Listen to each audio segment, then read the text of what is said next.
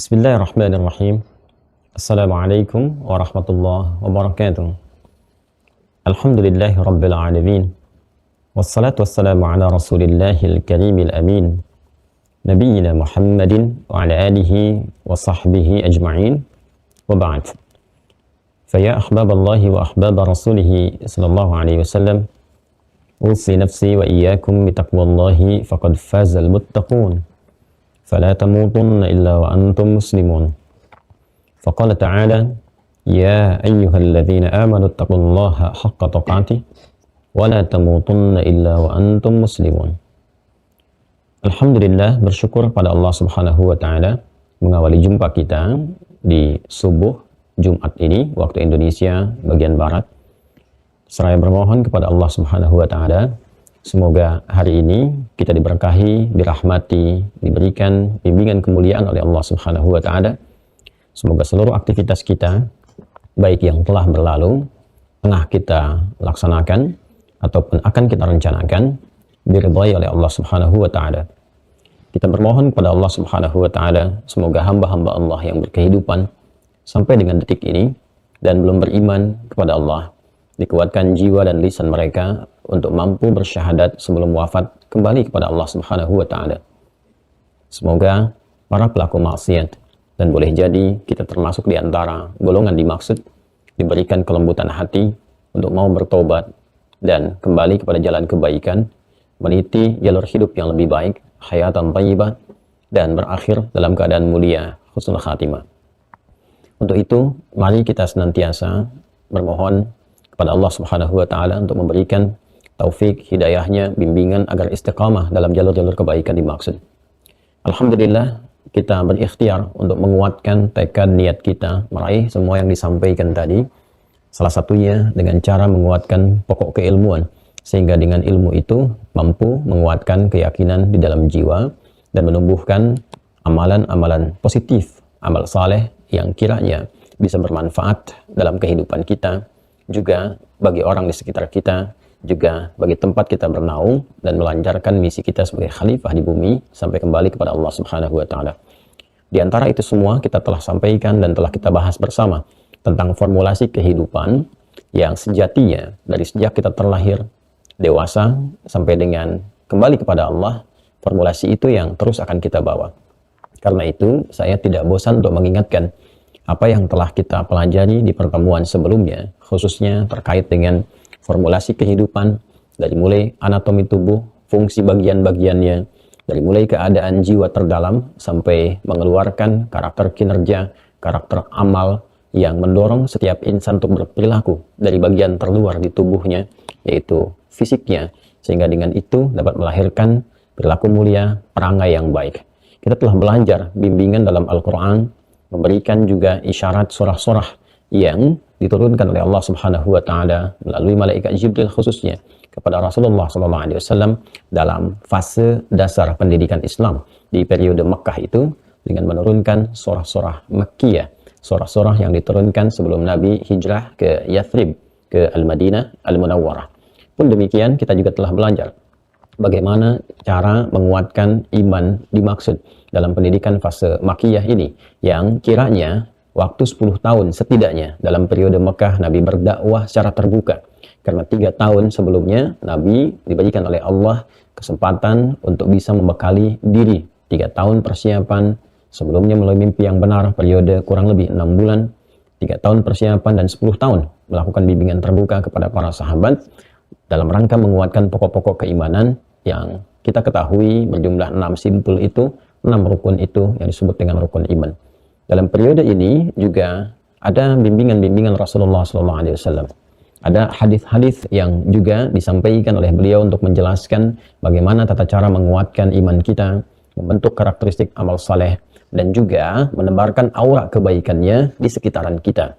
Dan ini nanti yang terbawa sampai ke Al-Madinah Al-Munawwarah. Bahkan dikuatkan kembali di Al-Madinah Al-Munawwarah dengan biasanya ungkapan-ungkapan berbentuk amalan, ungkapan-ungkapan berbentuk implementasi. Bila di fase Mekah penguatan-penguatan, maka di fase Madinah adalah implementasi sekaligus pembuktian dari keimanan yang telah mengakar di dalam jiwa itu. Semua kumpulan pelajaran Nabi dimaksud dengan sangat apik dan epik dihafalkan oleh para sahabat, didakwahkan kepada lingkungan-lingkungan sekitaran, bahkan lingkungan baru untuk menyampaikan dan meluaskan risalah Islam.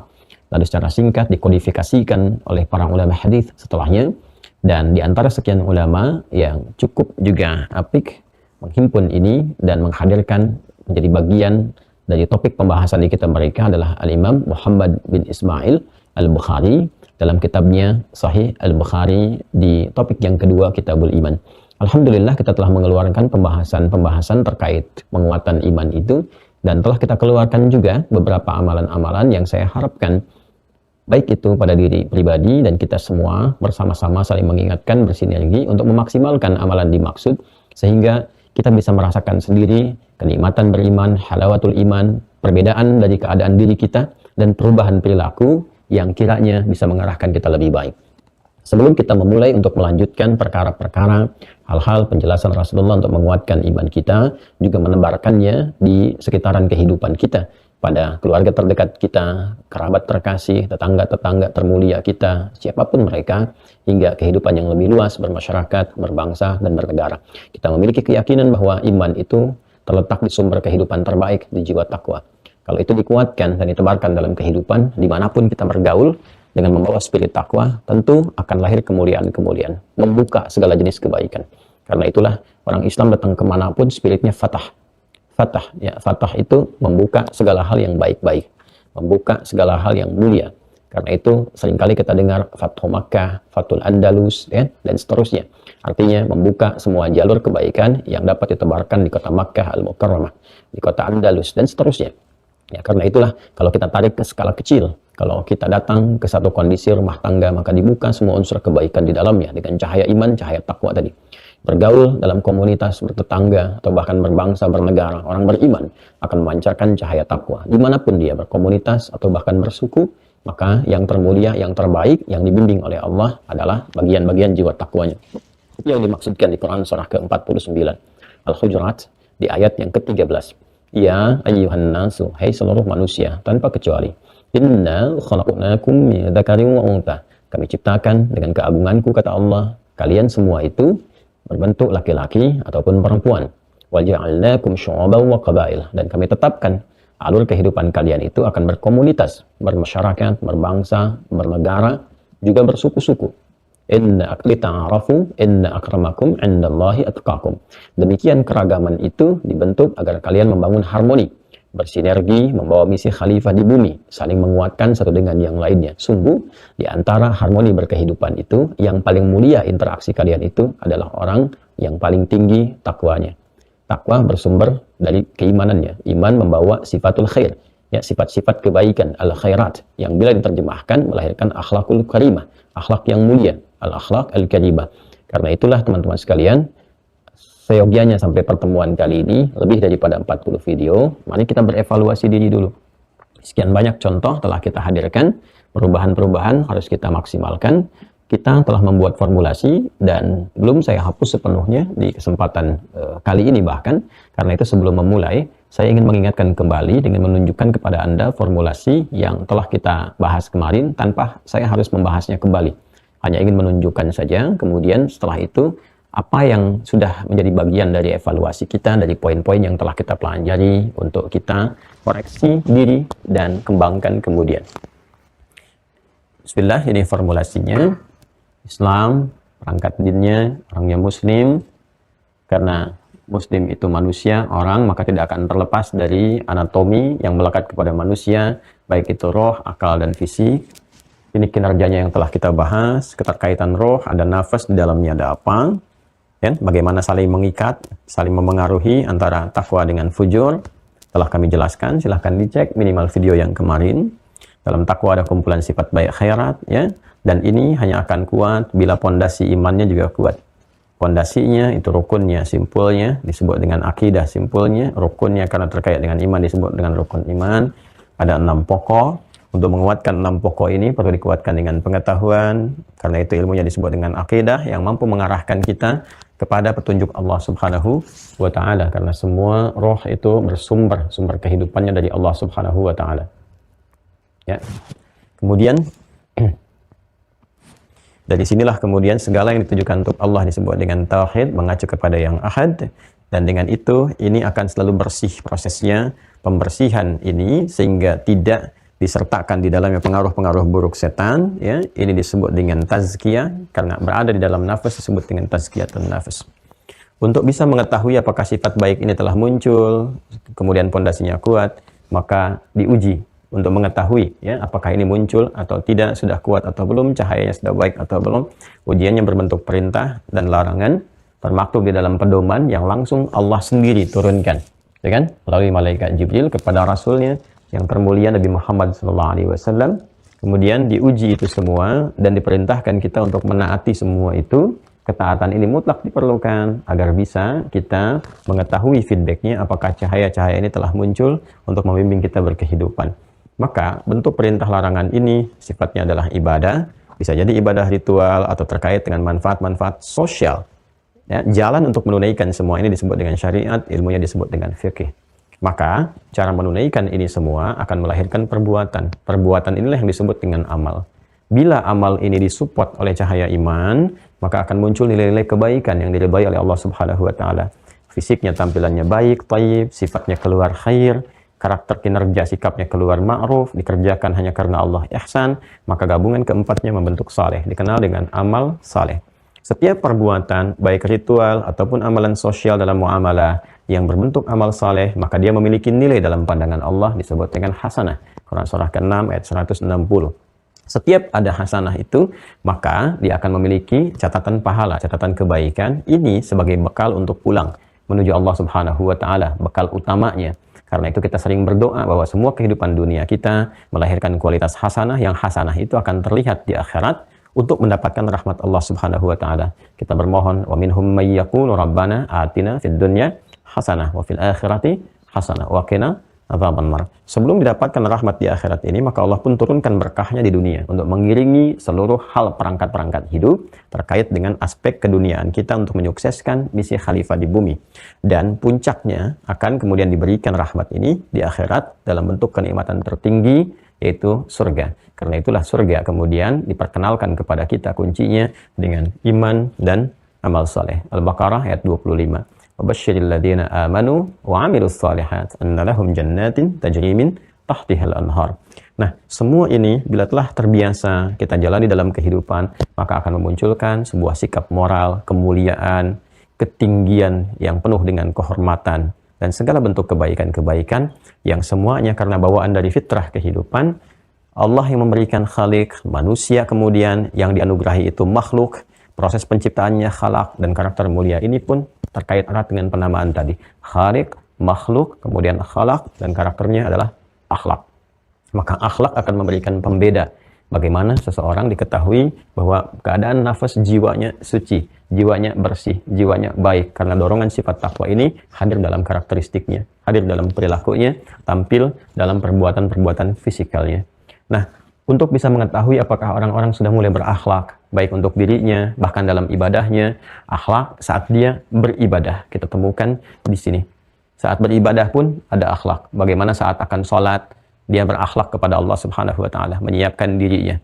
Ya, khudhu zinatakum 'inda kulli masjid. Ya bani Adam, khudhu zinatakum 'inda kulli masjid. Hei anak cucu Adam, kenakan pakaian terbaikmu ketika ada panggilan dari masjid. Bagaimana dia menyempurnakan keadaan dirinya. Ketika baca Al-Qur'an, dia ibadah, dia berakhlak. Ketika bermuamalah dengan sesama, dia berakhlak, dan seterusnya. Maka, di antara kumpulan akhlak ini untuk melatih dan mengetahui adanya cahaya iman dalam diri kita, Nabi SAW memberikan gambaran-gambaran berupa sifat-sifat atau bahkan perbuatan-perbuatan yang dalam saat yang bersamaan bisa melatih keadaan diri kita menampilkan akhlak yang mulia. Karena manusia ditetapkan oleh Allah dalam keadaan mulia dengan bahasa karuma, bahkan menggunakan bentuk tasydid kata kerjanya karrama yukarrimu, dan Allah menghadirkan keagungannya demi menunjukkan kemuliaan itu menggunakan bentuk ta'zimun nafsi. Nah, kan terdapat di Quran surah ke-17 Al-Isra di ayat ke-70. Walaqad karramna bani Adam, dan sungguh kami telah melekatkan berbagai kemuliaan. Kita mengetahui bahwa formulasi bentuk menggunakan tasydid seperti yang saya sampaikan di pertemuan lalu. Fa'ada yufa'ilu. Itu memberikan kesan secara bertahap dengan berproses. Artinya, kemuliaan bisa diraih dengan berproses, dengan proses belajar, proses beribadah, proses mengevaluasi diri, proses bermuhasabah, proses bertazkiyatun nafas, sehingga lahir ini semua. Lahirnya kemuliaan yang melekat pada diri manusia, bentuknya akhlak. Karena itu, akhlak yang mulia ini sering dilekatkan dengan bentuk kemuliaan tadi. Ya, bila manusianya adalah mukarram, maka akhlaknya karimah. Sering kita kenal dari sini istilah al-akhlaqul karimah. Akhlak karimah punya bentuk, punya sifat, punya keadaan. Maka untuk mengetahui ini, Nabi SAW menjelaskan kepada kita, seperti apa akhlak yang mulia itu. Akhlakul karimah itu bentuk-bentuk gambaran dari keadaan iman yang kuat, implementasi dari takwa yang mulia, kan? Maka diantaranya ada sifat al-haya. Karena itu disebutkan al-haya syu'batun minal iman. Dan disingkat al-haya'u minal iman. Rasa malu itu adalah bagian dari iman, cahaya iman. Ya, malu kepada Allah kalau kita berbuat maksiat sementara kita merasakan, disaksikan, dilihat, diawasi oleh Allah Subhanahu wa taala. Apa tidak malu kalau Anda berkata yang kotor di hadapan guru Anda? Apa tidak malu Anda melihat tayangan yang kotor di hadapan ibu dan ayah Anda? Anda akan merasa malu. Anda menyembunyikannya. Anda tidak ingin terlihat oleh mereka. Maka jika pada makhluk saja Anda merasa malu, kenapa tidak merasa malu ketika kita diawasi oleh Sang Pencipta, Sang Maha Segalanya? Bukan hanya menciptakan kita, bahkan orang tua kita dan seluruh alam semesta ini. Allah yang menciptakannya. Maka orang-orang yang kuat imannya, rasa malunya, hayanya menjadikan ia semakin khasyah, semakin merasa takut yang lahir dari kehusyuan ibadah dia kepada Allah Subhanahu wa taala. Takut kalau lisannya keliru, malu kalau salah bicara, malu kalau salah lihat, malu kalau berbuat maksiat. Kumpulan segalanya ini akan semakin menguatkan keimanan dirinya. Pun demikian dia menjaga lisannya agar bertutur sesuai seperti yang diperintahkan. Karena itu nanti dalam turunan hadis-hadis Nabi yang lain sallallahu alaihi wasallam beliau menegaskan, imannya disebutkan dulu, man kana yu'minu billahi wal yaumil akhir falyaqul khairan aw liyasmut. Siapapun yang merasa beriman, imannya disentuh kepada Allah dan dia meyakini akan dihisab di hari kiamat, falyaqul khairan, maka lisannya gunakan untuk berkata yang baik-baik saja. Kalimatnya menggunakan khair. Falyakul khaira. Katakan yang baik. Khair artinya berbentuk sifat. Ketika sifat baik, pulsanya ada dalam jiwanya, pulsa kebaikannya ada dalam jiwanya berbentuk khair, maka ini yang akan ditransfer, dikeluarkan dalam bentuk sinyal-sinyal yang keluar dalam bentuk perbuatan baik, maka keluarlah kata-kata mulia, kata-kata sopan, kelembutan, kebaikan, dan sebagainya. Ya, karena itu bagaimana bisa berkata khair? Ini harus dilatih dulu khairnya. Ya, karena itu seseorang yang keluar kata-kata yang bukan khair tapi dari fujurnya, yang kotor, yang jorok, penuh dengan celaan, penuh dengan keburukan dan sebagainya. Nah, boleh jadi kemudian ini sumber ini belum muncul. Sumber ini belum muncul. Tentunya proporsional ya. Proporsional kita bisa melihat dengan jiwa kita, mana kata yang tidak tepat, mana celaan yang tepat. Ada bentuk celaan-celaan. Bahkan Al-Qur'an pun mencela kepada perbuatan, kan? Wailul lil mukadzibin, ya, wailul lil mutaffifin, perbuatan. Ya, Allah Subhanahu wa taala mengatakan celaka orang-orang yang curang. Curangnya dilekatkan kepada perbuatannya, ya kan? Kemudian juga celaka orang-orang yang berdusta. Dusta itu yang menyebabkan dia celaka. Dusta itu yang menyebabkan dia mendapatkan ancaman. Curang itu yang menjadikan dia terancam dan sebagainya. Jadi ini lisan. Faliyakul khairan aw liyasmut. Maka katakan yang baik, atau kalau tak mampu dia berusaha diam. Ini latihan yang sangat bagus sekali untuk mengasah lisan kita terarah kepada yang baik. Kemudian tangan, telah kita pelajari, telah kita terangkan, tangan orang beriman diarahkan kepada yang mulia, yang baik-baik. Baik untuk menulis, ataupun berekspresi, dan sebagainya. Kemudian, dan ingat, tangan ini akan dihisab. Ya, semua akan dihisab. Ya, al-yawma nakhtimu ala afwahim wa tukallimuna aydihim. Dan tangan itu akan bicara. Dan di dunia pun sudah bicara. Dalam bentuk sidik jari itu kan. Ya, Anda ada di mana, ada di mana, ada di mana. Sekarang sudah ada aplikasi, sudah bisa diindra lewat retina, dan sebagainya. Ya, sudah banyak sekarang apa yang bisa menjadi saksi dari kehidupan kita. Dan kalau kita baca itu dengan cahaya iman kita, seharusnya menghadirkan sebuah kehusyuan. Minimal ekspresi diri untuk muhasabah. Kita menangisi diri kita, ya Allah, di dunia saja. Ya, begitu mudah untuk diungkap. Jejak tangan kita terlihat ada di mana sidik jarinya. Ya kan? Retina kita menunjukkan bahwa kita ini begini, begini, begini. Catatannya lengkap sekali. Ya, kalau di unsur-unsur misalnya instrumen pemerintahan, ya bahkan begitu sidik jari diberikan, lengkap catatannya. Di kepolisian catatannya begini. Di imigrasi, paspor dengan diberikan seperti itu, kita menghadap bahkan ke kamera, retina direkam, ada jejak kita itu sudah kemana aja. Di setiap tempat, Kapan dia ke negara ini, kapan ke sini, kapan masuk, kapan keluar, dan sebagainya. Dan sistem yang telah Allah tetapkan lebih canggih dibandingkan dengan apa yang dibuat oleh manusia. Ya, tapi kita diberi gambaran. Karena itu, setiap kita mendapati fenomena kehidupan dunia, sebetulnya itu tanda yang mendekatkan kita kepada kesadaran diri untuk bersimpuh dan mohon pertolongan Allah Subhanahu wa taala. Iyyaka na'budu wa iyyaka nasta'in. Ya, agar kita lebih baik, lebih selamat, lebih mulia ketika pulang kepada Allah. Nah, karena itu orang-orang yang baik maka akan mengimplementasikan sifat-sifat ini, kemuliaan ini lewat perilakunya. Maka kita belajar kemarin tentang bagaimana berbagi, ya, tut'imut ta'am, berbagi makanan. Makanan pun kita sajikan dalam keadaan yang terbaik, karena itu menggunakan bentuk ta'am, baik itu sudah tersaji ataupun dalam bentuk sembako yang baik, yang mulia dengan cara-cara yang baik. Bila pun belum ada ini, kembali ke lisan. Ya, taqra'us salam, tebarkan kebaikan, tebarkan kemuliaan, ya kan? Katakan salam kepada yang kita kenal, man arafta atau man lam ta'rif, ataupun yang belum kita kenal tapi kita ketahui. Kalau orang Islam kita ucapkan Assalamualaikum, sekarang Jumatan. Ya, boleh jadi kita berjalan, ada orang kita kenali, Assalamualaikum. Mungkin kita nggak kenal tapi sama-sama Jumatan, Assalamualaikum, minimal kita saling mendoakan, ya kan? Nah, kepada yang belum kita ketahui atau kita ketahui belum beriman, boleh jadi kita duga, maka bentuk salam, kan, memiliki perluasan makna, kedamaian, ketentraman. Ya, walaupun berbeda akidah, berbeda keyakinan, hiduplah yang harmonis, hidup yang tentram. Boleh jadi tempat kerja Anda, mungkin jadi bawahan Anda atau atasan Anda, bahkan teman seangkatan, boleh jadi berbeda keyakinan. Tapi itu tidak harus menghalangi kita untuk berlaku baik kepada mereka dalam urusan dunia. Saling bekerja sama. Kalau semua bekerja dalam lingkup misalnya kenegaraan, pemerintahan, dan sebagainya, maka bekerja membangun negara dengan cara yang baik. Kalau kita bersosial, bermasyarakat, atau bahkan di bisnis, semua berpacu. Di perusahaan kerjasama. Jangan lihat akidah untuk bisa membangun perusahaan dengan cara yang baik sehingga melahirkan kesejahteraan, kan? Tapi akidah itu kita bawa untuk memberikan keberkahan dalam perilaku kita sehingga menjadi ranah dakwah dalam bentuk akhlak ini. Ini kemuliaannya, ya. Nah, boleh jadi bertetangga, kita punya makanan seperti hadis yang saya sampaikan kemarin, bagi. Ya, bagi. Jangan lihat akidah kalau untuk bermuamalah. Bagi tetangga kita, mungkin ada yang Kristen, mungkin ada yang Hindu, yang Buddha, dan sebagainya. Kalau itu kita praktekkan, jadi orang beriman yang baik saja, insya Allah harmoni kehidupan itu. Damai, sejahtera. Karena itulah disebut dengan Islam. Islam itu kan dari kata aslama, tunduk patuh. Kepada siapa? Kepada Allah. Ketika tunduk patuh itu melahirkan salam. Ya, salamun alaihi yauma wulida wa yauma yamutu wa yauma yub'atsu hayya.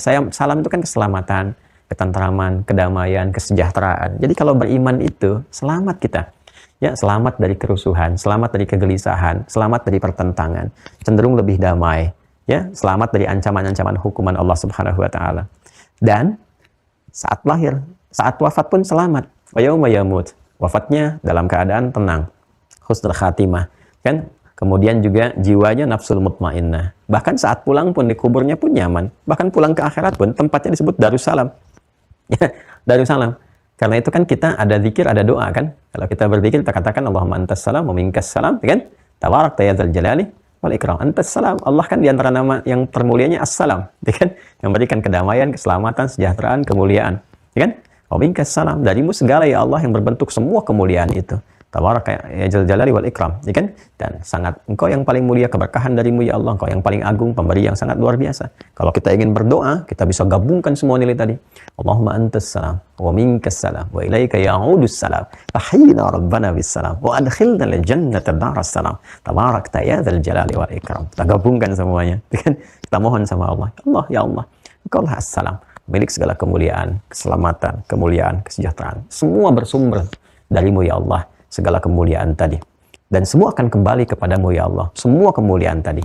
Maka mohon ya Allah, muliakan kehidupan kami dengan salam tadi. Keselamatan, kemuliaan, kedamaian, kesejahteraan. Kan? Masukkan kami ke dalam surgamu yang penuh dengan ketentraman, kemuliaan, kesejahteraan itu. Sungguh engkau pemberi berkah dan engkau pemilik segala keagungan. Nah, dia luar biasa gitu. Nah, jadi itu yang kita mohonkan untuk berlatih. Nah, sekarang kita ingin menambahkan pada bagian-bagian itu yang telah kita ketahui bersama. Jadi ke sini, apalagi nih setelah ini latihan-latihannya, ya kan? Ini sudah. Jadi kalau kita buat table, kemarin saya mintakan Anda membuatnya, ya kan? Kita bolehlah kemudian turunkan di sini materinya, misalnya kalau ini kan iman, nanti iman di sini, ya kan? Rukunnya ada 6, tuliskan 1, 2, 3, 4, 5, 6, sini. Kemudian ke sini ibadah, ya. Ini Anda isi nih, 1, 2, 3, 4, 5, 6, kan? Terus buat kolom lagi, checklist oleh Anda. Setiap hari Anda latihan penguatannya, ya. Ini udah kuat belum? Udah kuat belum? Terus, nah, penguatan itu kan dengan ilmu yang sudah diajarkan dulu kemarin, udah lebih 40 video. Mengenal Allah, cek gitu kan satu-satu dengan turunan-turunannya. Malaikat sudah saya jelaskan sampai qada dan qadar. Ibadah nanti turunkan yang pokok-pokok apa saja. Sholat kan sudah disebutkan rukunnya, cuman kita tinggal ilmunya, fikihnya kita pelajari. Turunkan yang pokok-pokok ada apa saja. Ya, yang pokok kan sholat. Nanti kalau mau dicabangkan dari yang fardu ke sunnah, ke nawafil berhukum sunnah.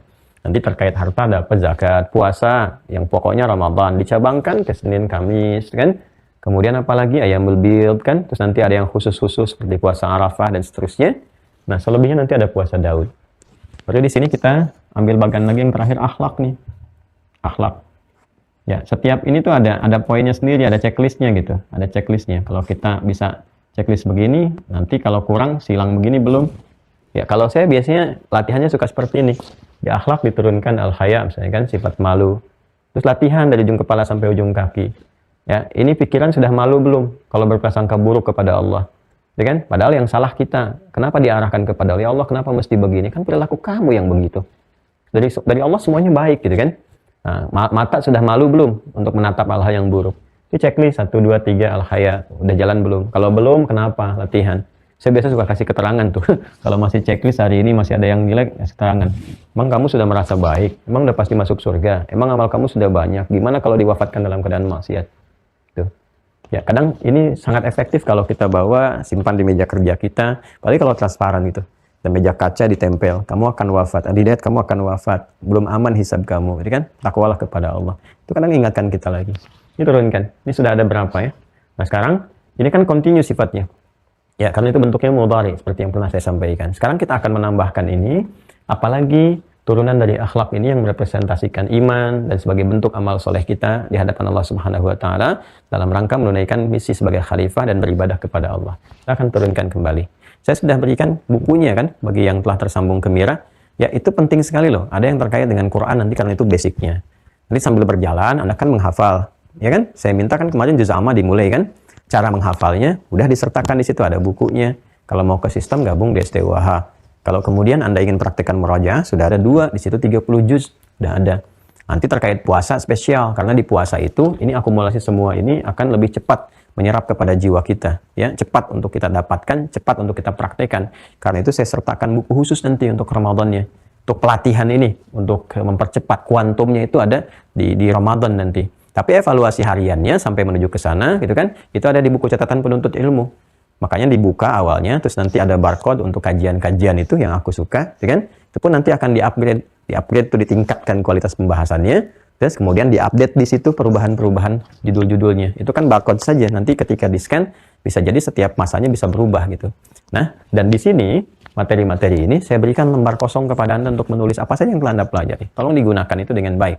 Setidaknya itu jadi jejak amalan kita dalam beribadah. Yang nanti intisarinya, rangkumannya bisa diwariskan kepada anak cucu kita kemudian hari, insya Allah. Ya? Nah, sekarang mari kita lanjutkan. Amalan apa lagi yang akan kita tuliskan di kolom selanjutnya terkait dengan bab akhlak sebagai cerminan penguatan iman. Kembali ke kitab Al-Imam Al-Bukhari, di kitab Sahih Al-Bukhari.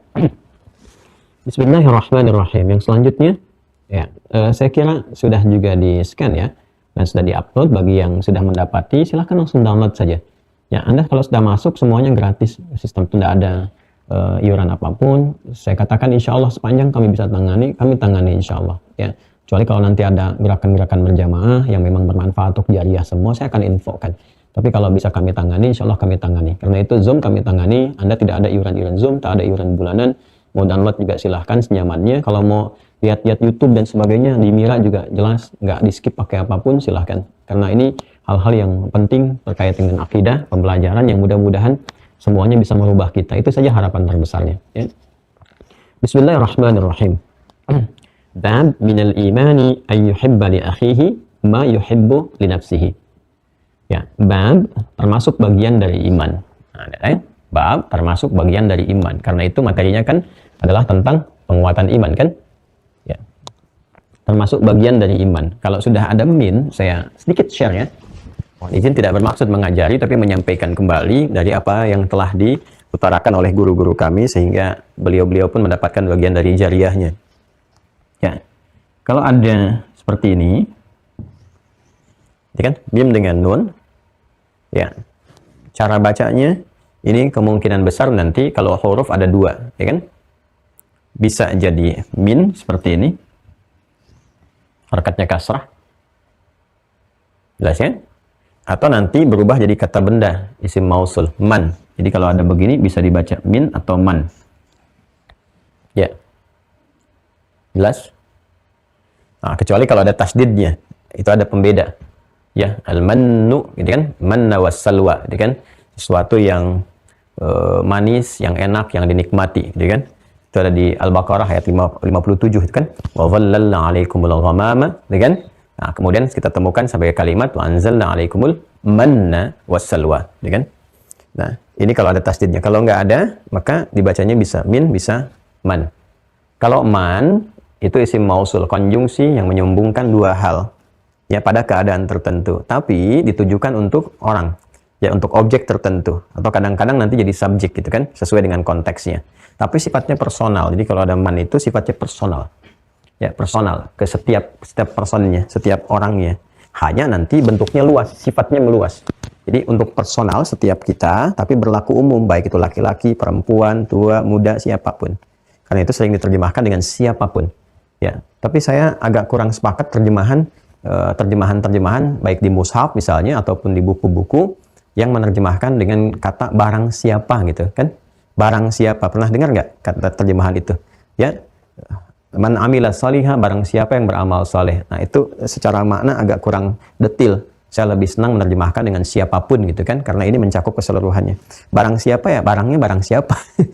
Punya siapa gitu kan. Nah, ini yang kita sempurnakan. Ya, jadi kalau ada seperti ini, nah nanti kenapa penting saya sampaikan? Untuk mengetahui nanti kedalaman makna.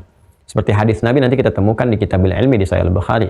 Man yuridillahu bihi khaira yufaqihu fiddin. Siapapun yang diinginkan oleh Allah menjadi orang baik, memunculkan sifat-sifat baiknya, yufaqihu fiddin. Dia akan dibimbing, dikuatkan untuk memahami ajaran agamanya, ad-din. Ya kan? Nah, itu tawarannya berlaku, lisan Nabi menyampaikan, berlaku untuk semua orang secara personal. Ya, jadi kalau kita paham ini dengan dalam, seakan-akan Nabi mengatakan kepada setiap diri kita, hey, kamu pengen jadi orang baik gak? Adi Hidayat pengen baik gak? Fulan pengen baik gak? Fulanah pengen baik gak? Itu dari Nabi langsung. Kalau kamu pengen baik, ikuti nih petunjuknya dari Allah. Apa itu? Ya, Allah itu kalau sudah menginginkan kamu jadi baik, kamu akan dibimbing untuk mendalami agama, memahami sifat-sifat kebaikan. Mendalami agama itu tidak mesti semua jadi ustaz, jadi ulama, bukan. Tapi memahami pokok-pokok dalam tuntunan syariat, ini ad-din, yang membimbing kita di profesi apapun jadi baik. Jadi direktur yang baik, yang islami, yang berakhlak karimah, dan seterusnya. Itu kan? Jadi pejabat, jadi pebisnis, jadi guru, dan seterusnya. Ini maksudnya, man. Kalau ada min, ini harokatnya di bawah, ini huruf. Ya, termasuk huruf jar. Ya, huruf jar itu kalau dalam ilmu nahwu yang menjadikan harokat kalimat setelahnya berharokat kasrah pada umumnya. Kan? Nah, jadi kalau kita misalnya ini min, ya, saya bahasa Arabnya ana, ya. Sekaligus kita praktek sedikit-sedikit bahasa Arab kan. Saya itu apa? Ana. Ya. Ana. Saya ulangi ya. Saya apa? Ana. Kamu ya, kalau laki-laki anta. Baik ya, anta. Jangan pakai imalah dulu. Imalah itu agak dimiringin ke e. Orang Betawi senang dimiringin pakai imalah jadi ente gitu ya. Nah, kamu laki-laki anta. Ingat kalau ada a itu umumnya laki-laki. Kalau ada i di ujungnya umumnya perempuan. Ya, ya? Kamu itu anta. Anta bukan onta ya. A bukan o ini. Anta. Kalau perempuan tinggal ganti jadi i, anti. Jelas ya? Ya, hurufnya K misalnya, jaza K itu ke laki-laki. Kalau untuk perempuan tinggal ganti pakai I. Saya ulang ya. Kamu apa? Anta. Saya ana. Kamu perempuan? Anti. Baik. Nggak, saya tambah sedikit lagi. Kemana, mana atau kemana, gitu kan? Itu menggunakan aina namanya. Aina. Aina. Aina itu bisa mana, kemana, di mana. Ya kan? Mana, kemana, di mana. Jelas ya? Baik. Kamu di mana, gitu kan? Adi, iya, nggak kelihatan orangnya. Kamu di mana? Aina anta. Ya Fatimah, Fatimah, kita nyari anak kita. Naam Ummi, ya Bu, tapi nggak tahu kita di mana di rumah. Kita tanya, Aina anti, kamu di mana? Gampang ya? Bahasa Arab ya? Baik. Sekarang kita praktekkan. Saya tadi apa? Ana. Kamu apa? Anta. Kamu perempuan? Anti. Kemana? Aina. Di mana? Aina. Mana? Aina. Jelas ya? Nah, sekarang lihat. Ini min. Min, ya kan? Diartikan dari, perhatikan pelan-pelan. Min diartikan apa? Dari. Min disebut huruf jar di kaidah ilmu nahwu dasar. Ya kan? Jar itu yang mengebawahkan, menjadikan itu beralih ke bawah, gitu kan? Makanya disebut dengan khafat, beralih ke bawah. Apa maksud beralih ke bawah itu? Menjadikan harakat di akhir kalimat setelah min itu diturunkan ke bawah menjadi kasrah. Ya, menjadi kasrah. Jadi kalau ada min, kemudian ada masjid misalnya, al masjid begini. Masjid. Masjid. Nah, ini harakat terakhir di huruf dal ini. Kalau sebelum kata ini ada min, maka huruf min ini menjadikan harakat terakhirnya diturunkan ke bawah. Kalau di bawah itu pasti kasrah. Jadi begini. I. Ya? Nah, jadi yang tadinya u, kalau nggak ada min, al masjidu misalnya kan. Nah, begitu ada min, turunkan. Fungsi min itu menurunkan ini, jar diturunkan ke bawah. Jarrohu gitu kan. Turunkan ke bawah menjadi kasrah. Minal masjidi. Ini gramatikal. Jelas ya? Baik. Kalau kita katakan, kamu dari mana? Gitu kan? Kamu apa tadi? Anta. Dari apa? Min. Gitu kan?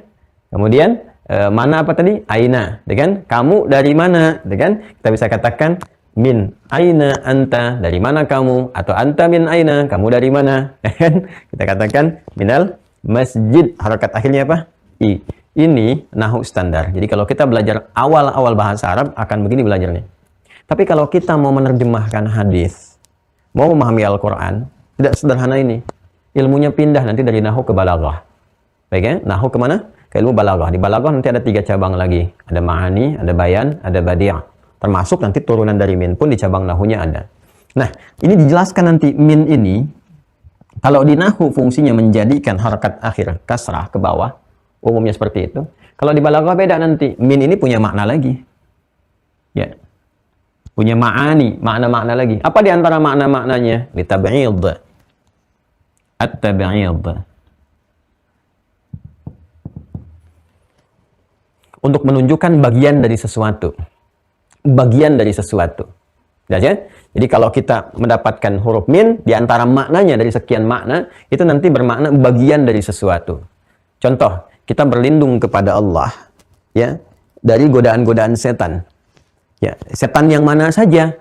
Boleh jadi bagian dari setan itu ada yang tak nampak dari kalangan jin, atau sifat-sifat setan yang dilekatkan pada yang kelihatan dari manusia, yang ngajak pada hal-hal maksiat, seperti yang telah saya terangkan pada episode tentang setan itu, yang dulu. Kan? Dalam bahasa Arab, jin jamaknya al-jinnah. Jin itu jamaknya apa? Al-jinnah. Jamak dari kata jin itu jinnah.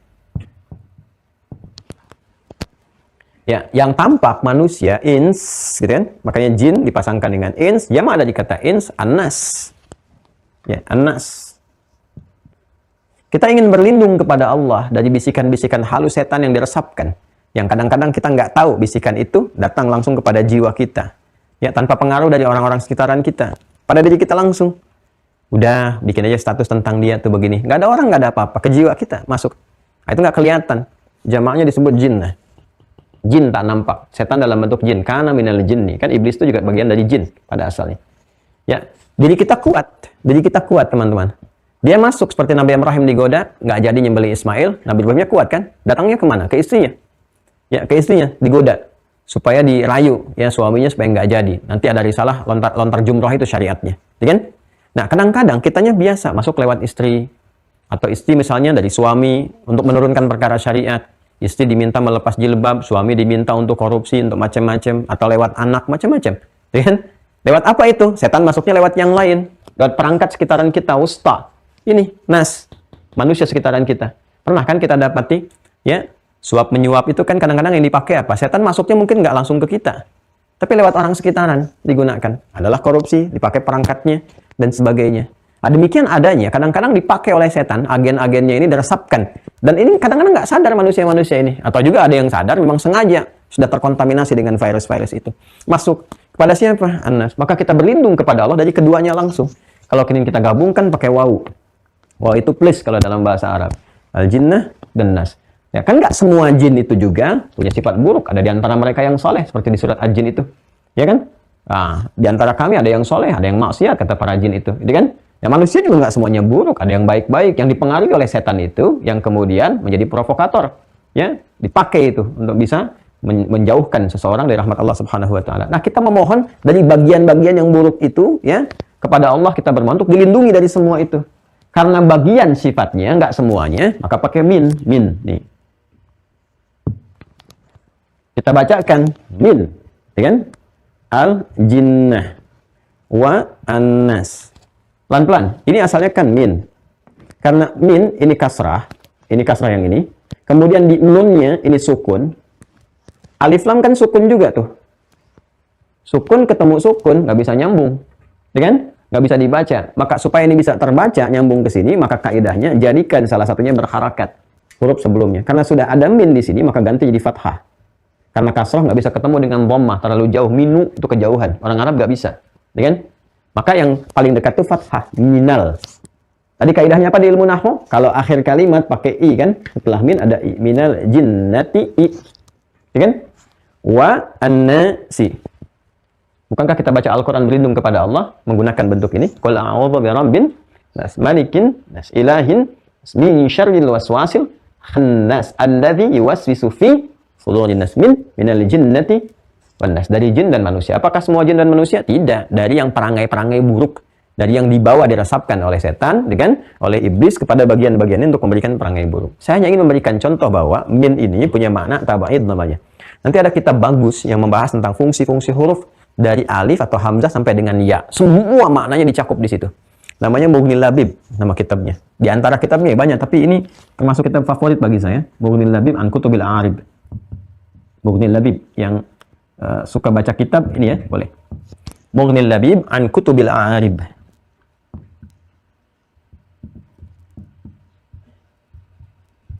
Ya. Ada juga banyak nanti kitab, ada Ma'anil Huruf ya. Macam-macam. Nanti saya contohkan di perpustakaan rumah. Di satu saat kalau ke sini saya tunjukkan beberapa. Saya mohon izin kemarin saya coba menyampaikan kalau sempat saya bawa untuk kitab tentang tarbiyah, tentang keluarga itu ya, yang berbahasa Arab. Belum sempat saya bawa hari ini. Ya nanti mudah-mudahan kalau diingatkan, nanti tolong ingatkan ya teman-teman di admin ya. Insyaallah nanti satu saat saya tunjukkan. Nah ini Mughnil Labib an Kutubil A'arib. Ini dibahas. Kayak alif punya berapa makna. Di bahasa Arab itu ada artinya harful makna namanya, huruf bermakna. Ba nanti ada berapa makna dan seterusnya. Jadi kalau kita baca Al-Quran, baca hadis, memahami makna ini, kita akan mengerti dahsyat firman Allah itu. Di ayat ini konteksnya ke sini, ini maknanya ke sini. Bismillahirrahmanirrahim. Ba-nya aja punya berapa makna tuh? Dari 14 makna, ada 14 keseluruhannya, itu tercakup pada huruf ba saja di situ. Nah, kalau kita bawa ke hadis tadi, kan? Bab minal imani, minal iman, pakai min di sini. Min. Dan dimasukkan pada kata iman. Minal iman. Nah, yuk sekarang kita udah belajar kan tadi ya? Nahunya dipakai ya. Min. Terus ini kan ada sukun mati. Ini iman. Kalau ini sukun mati, ini sukun juga mati juga kan? Ya. Mati juga. Mati ketemu mati nggak bisa dibaca kan? Harus hidup salah satu kan? Maka kita pakai harokat fathah ya. Jadi jangan takut kalau nanti ada kita baca kitabnya nggak berharokat, nggak usah takut. Kalau ada seperti ini hurufnya baca aja. Ya, min misalnya kan, kalau ada alif lam udah pasti mina tuh. Minal ima, ini pasti i kan? Ini sudah saya jelaskan. Minal imani. Kita sudah paham tadi. Kalau kita belajar dasar saja cuma dari kan. Tapi karena kita sudah belajar bagian dari ilmu balaghah, kita katakan ini maknanya tab'id. Bagian.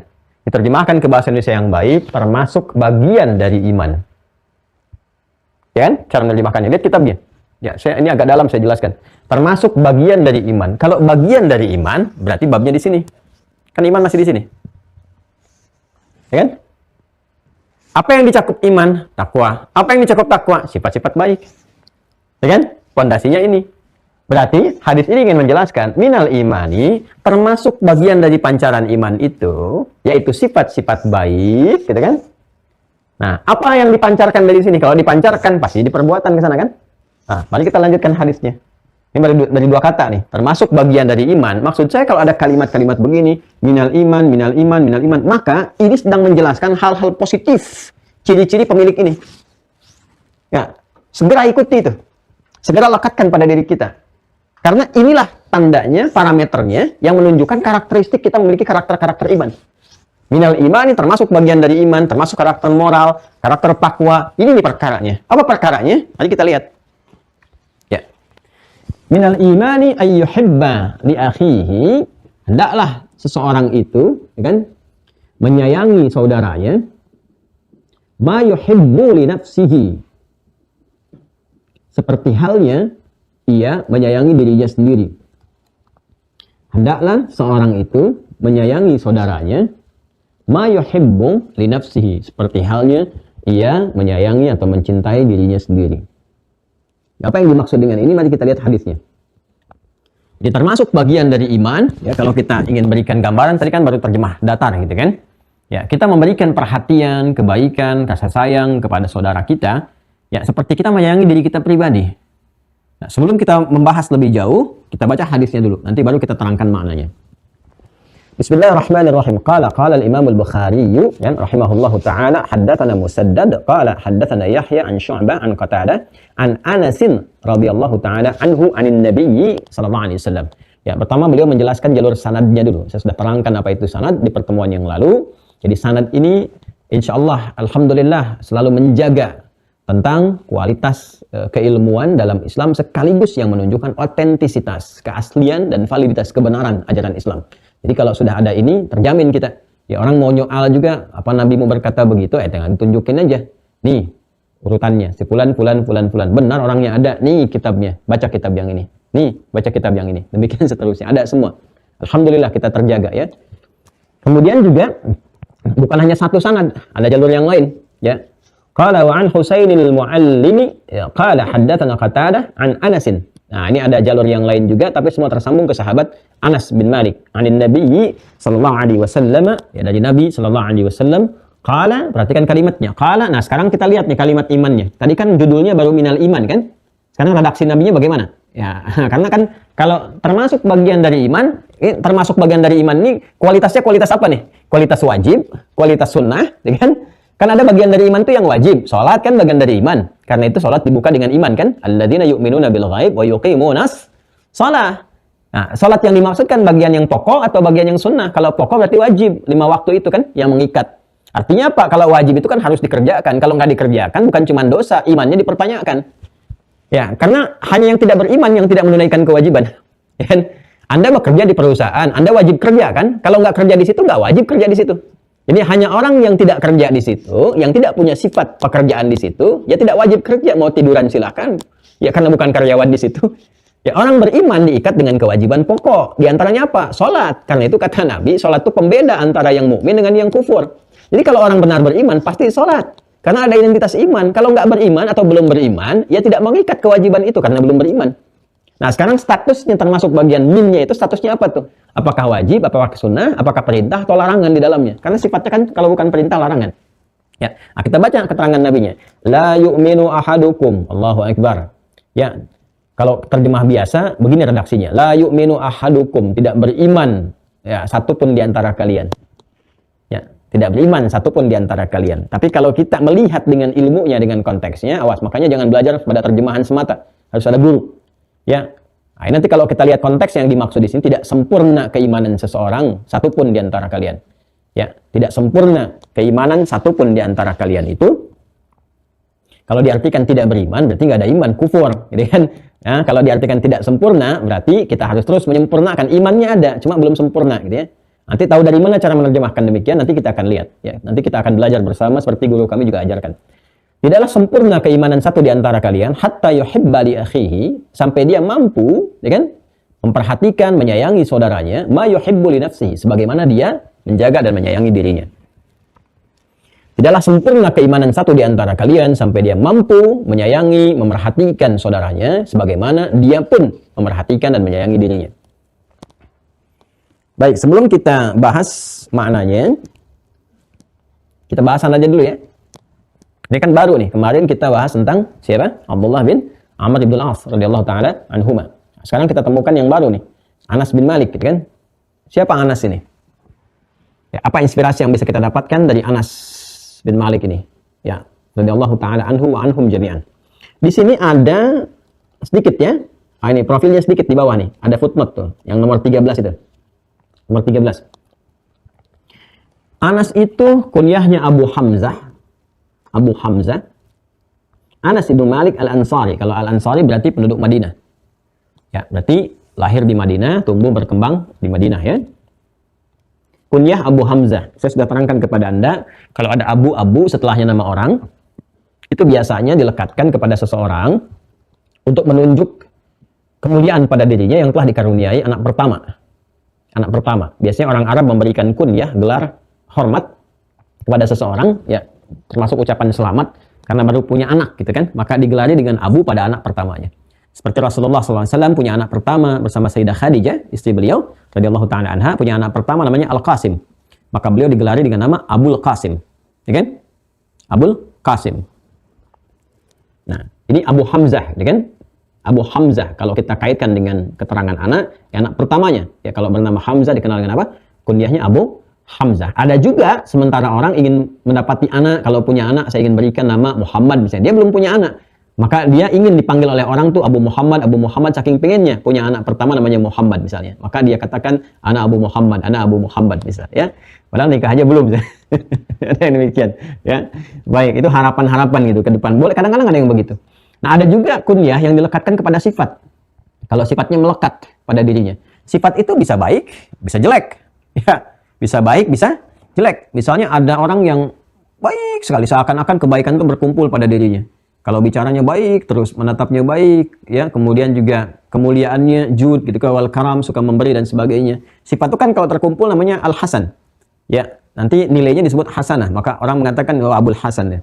Abul Hasan, ya kan? Nah, ada juga sifat-sifat yang melekat pada yang jelek. Ya, semua apapun yang muncul dari orang dia salahkan. Salah pokoknya, salah, nggak mau tahu pokoknya. Ya, saya nggak mau tahu. Itu namanya jahalah. Kalau kita ingin tingkatkan bentuk superlatif, jahlun disebutnya. Maka kalau ditambahkan Abu Jahal namanya. Karena semua yang disampaikan Nabi dia nggak mau tahu. Tolak terus. Walaupun benar, hatinya meyakini nggak mau tahu. Abu Jahal. Ya, ada lagi ke pekerjaan, ada. Ya, ke pekerjaan. Pekerjaan itu juga dalam bentuk yang bisa positif, bisa negatif. Ya, misalnya ini saya ngajar nih, ngelihat teman-teman di Zoom gitu kan atau apa. Itu tidur terus tuh. Kalau saya lihat tidur, saya kan offline pun ngambil bagian belakang tidur juga, yang penting datang. Tapi tidur, kebanyakan tidur, maka orang Arab menyebut dengan Abu Naum. Abu Naum misalnya kan. Nah, ini kunyah, diantaranya bisa ke sifat melekatnya, ya bisa ke perbuatan, bahkan nanti bisa ke karakteristik, ya seperti sahabat Abu Hurairah, penyayang pada hewan-hewan kecil seperti bapak sayang kepada anaknya. Nah, ini Abu Hamzah Anas bin Malik Al-Ansari, lahir di Madinah, kan disebut dengan apa? Ansar, penduduk Madinah.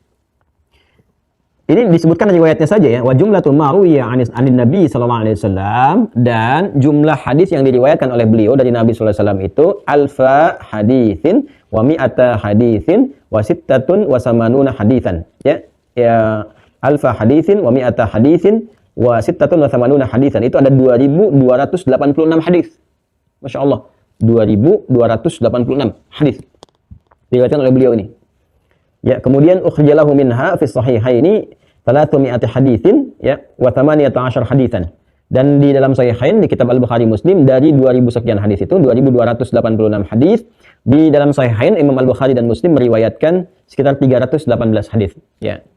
Nah, kalau kita ingin mengetahui siapa ini, siapa namanya, kita bisa lihat di profil-profil ya, kitab-kitab menunjukkan profil beliau. Biasanya kalau mau paling gampang di kitab Musnadnya Imam Ahmad.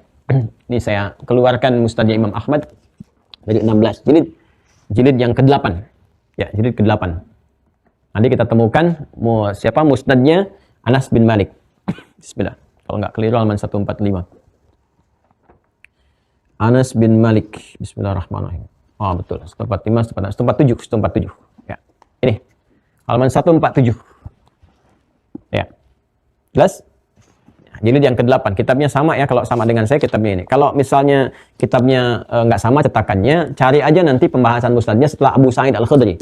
Posisinya Abu Sa'id Al-Khudri, setelah itu Anas bin Malik. Itu pasti itu urutannya sama semua. Ya, pasti urutannya sama semua. Yuk kita lihat di sini ya. Bismillahirrahmanirrahim. Musnad Anas bin Malik radhiyallahu taala anhu. Ya, musnadnya Imam Anas bin Malik, semoga Allah meridai kepada beliau. Siapakah Anas itu? Huwa Anas bin Malik bin Nadhr bin Damim bin Zaid bin Haram bin Jundub bin Amir bin Ghammib ibn Adi ibnu An-Najjar Al-Ansari, Abu Hamzah. Ya, Anas ini anak bapaknya namanya Malik, gitu kan, kakeknya namanya Nadar, terus nasabnya terus sampai ke kakek buyut. Ya, kakek buyut An-Najjar, kemudian Al-Ansari termasuk dari kalangan Madinah. Ibnu Adi bin An-Najjar, dari kakek buyut yang paling ke atasnya, Adi bin An-Najjar. Kemudian Al-Ansari dari Madinah. Abu Hamzah, kunyahnya Abu Hamzah, tadi saya katakan, sudah, sahibu Rasulullah SAW wa khadimuhu. Masya Allah, dua kemuliaan nih, dua kemuliaan. Sahabat Nabi SAW, sahabat itu kemuliaan pertama. Ya, syaraful ula, gitu kan, kemuliaan pertama. Kedua, khadim, asisten Nabi gitu. Ya, asistennya Nabi langsung. Ya kan nggak semua sahabat jadi asisten. Ini dua kemuliaan nih. Karena itu Imam Ahmad bin Hanbal mengatakan di sini, ya kan? Wahuma syarafani nalahuma radhiyallahu taala anhu. Dan keduanya itu dua kemuliaan yang sangat utama. Siapa yang nggak pengen jadi asisten Nabi? Masya Allah, ya kan? Siapa yang nggak pengen jadi asisten Rasulullah SAW? Anda ada ustadz kiai baik aja pengen jadi pelayannya, pengen jadi asistennya. Ya, saya itu dulu di antara cara saya belajar teman-teman, saya mengikuti nih polanya ini. Keluarganya Anas bin Malik itu. Dan ini sudah viral sekali di kalangan para penuntut ilmu. Pokoknya tempelin cehnya tuh. Ya, bawain kitabnya nggak apa-apa. Bawain kopernya, tasnya nggak apa-apa pokoknya. Bahkan ada di antara kami itu ya yang tinggal melayani syekhnya. Jika ada syekh tertentu bertugas, pokoknya tinggal satu tempat. Saya pengen nggak apa-apa masakin juga untuk beliau, nyuciin pakaian nggak ada masalah. Dan itu potensi terbaik ketika bertemu. Alhamdulillah, nanya terus. Ya, yang pengen ditanyain bab ini, setoran Quran, itu peluang luar biasa. Itu kami biasa gitu. Ya, kami biasa seperti itu. Jadi setelah kita dapatkan, pindah syekh lain lagi, dapat macam-macam, banyak kita dapatnya itu. Ya, itu biasanya di antara para penuntut ilmu sudah viral itu.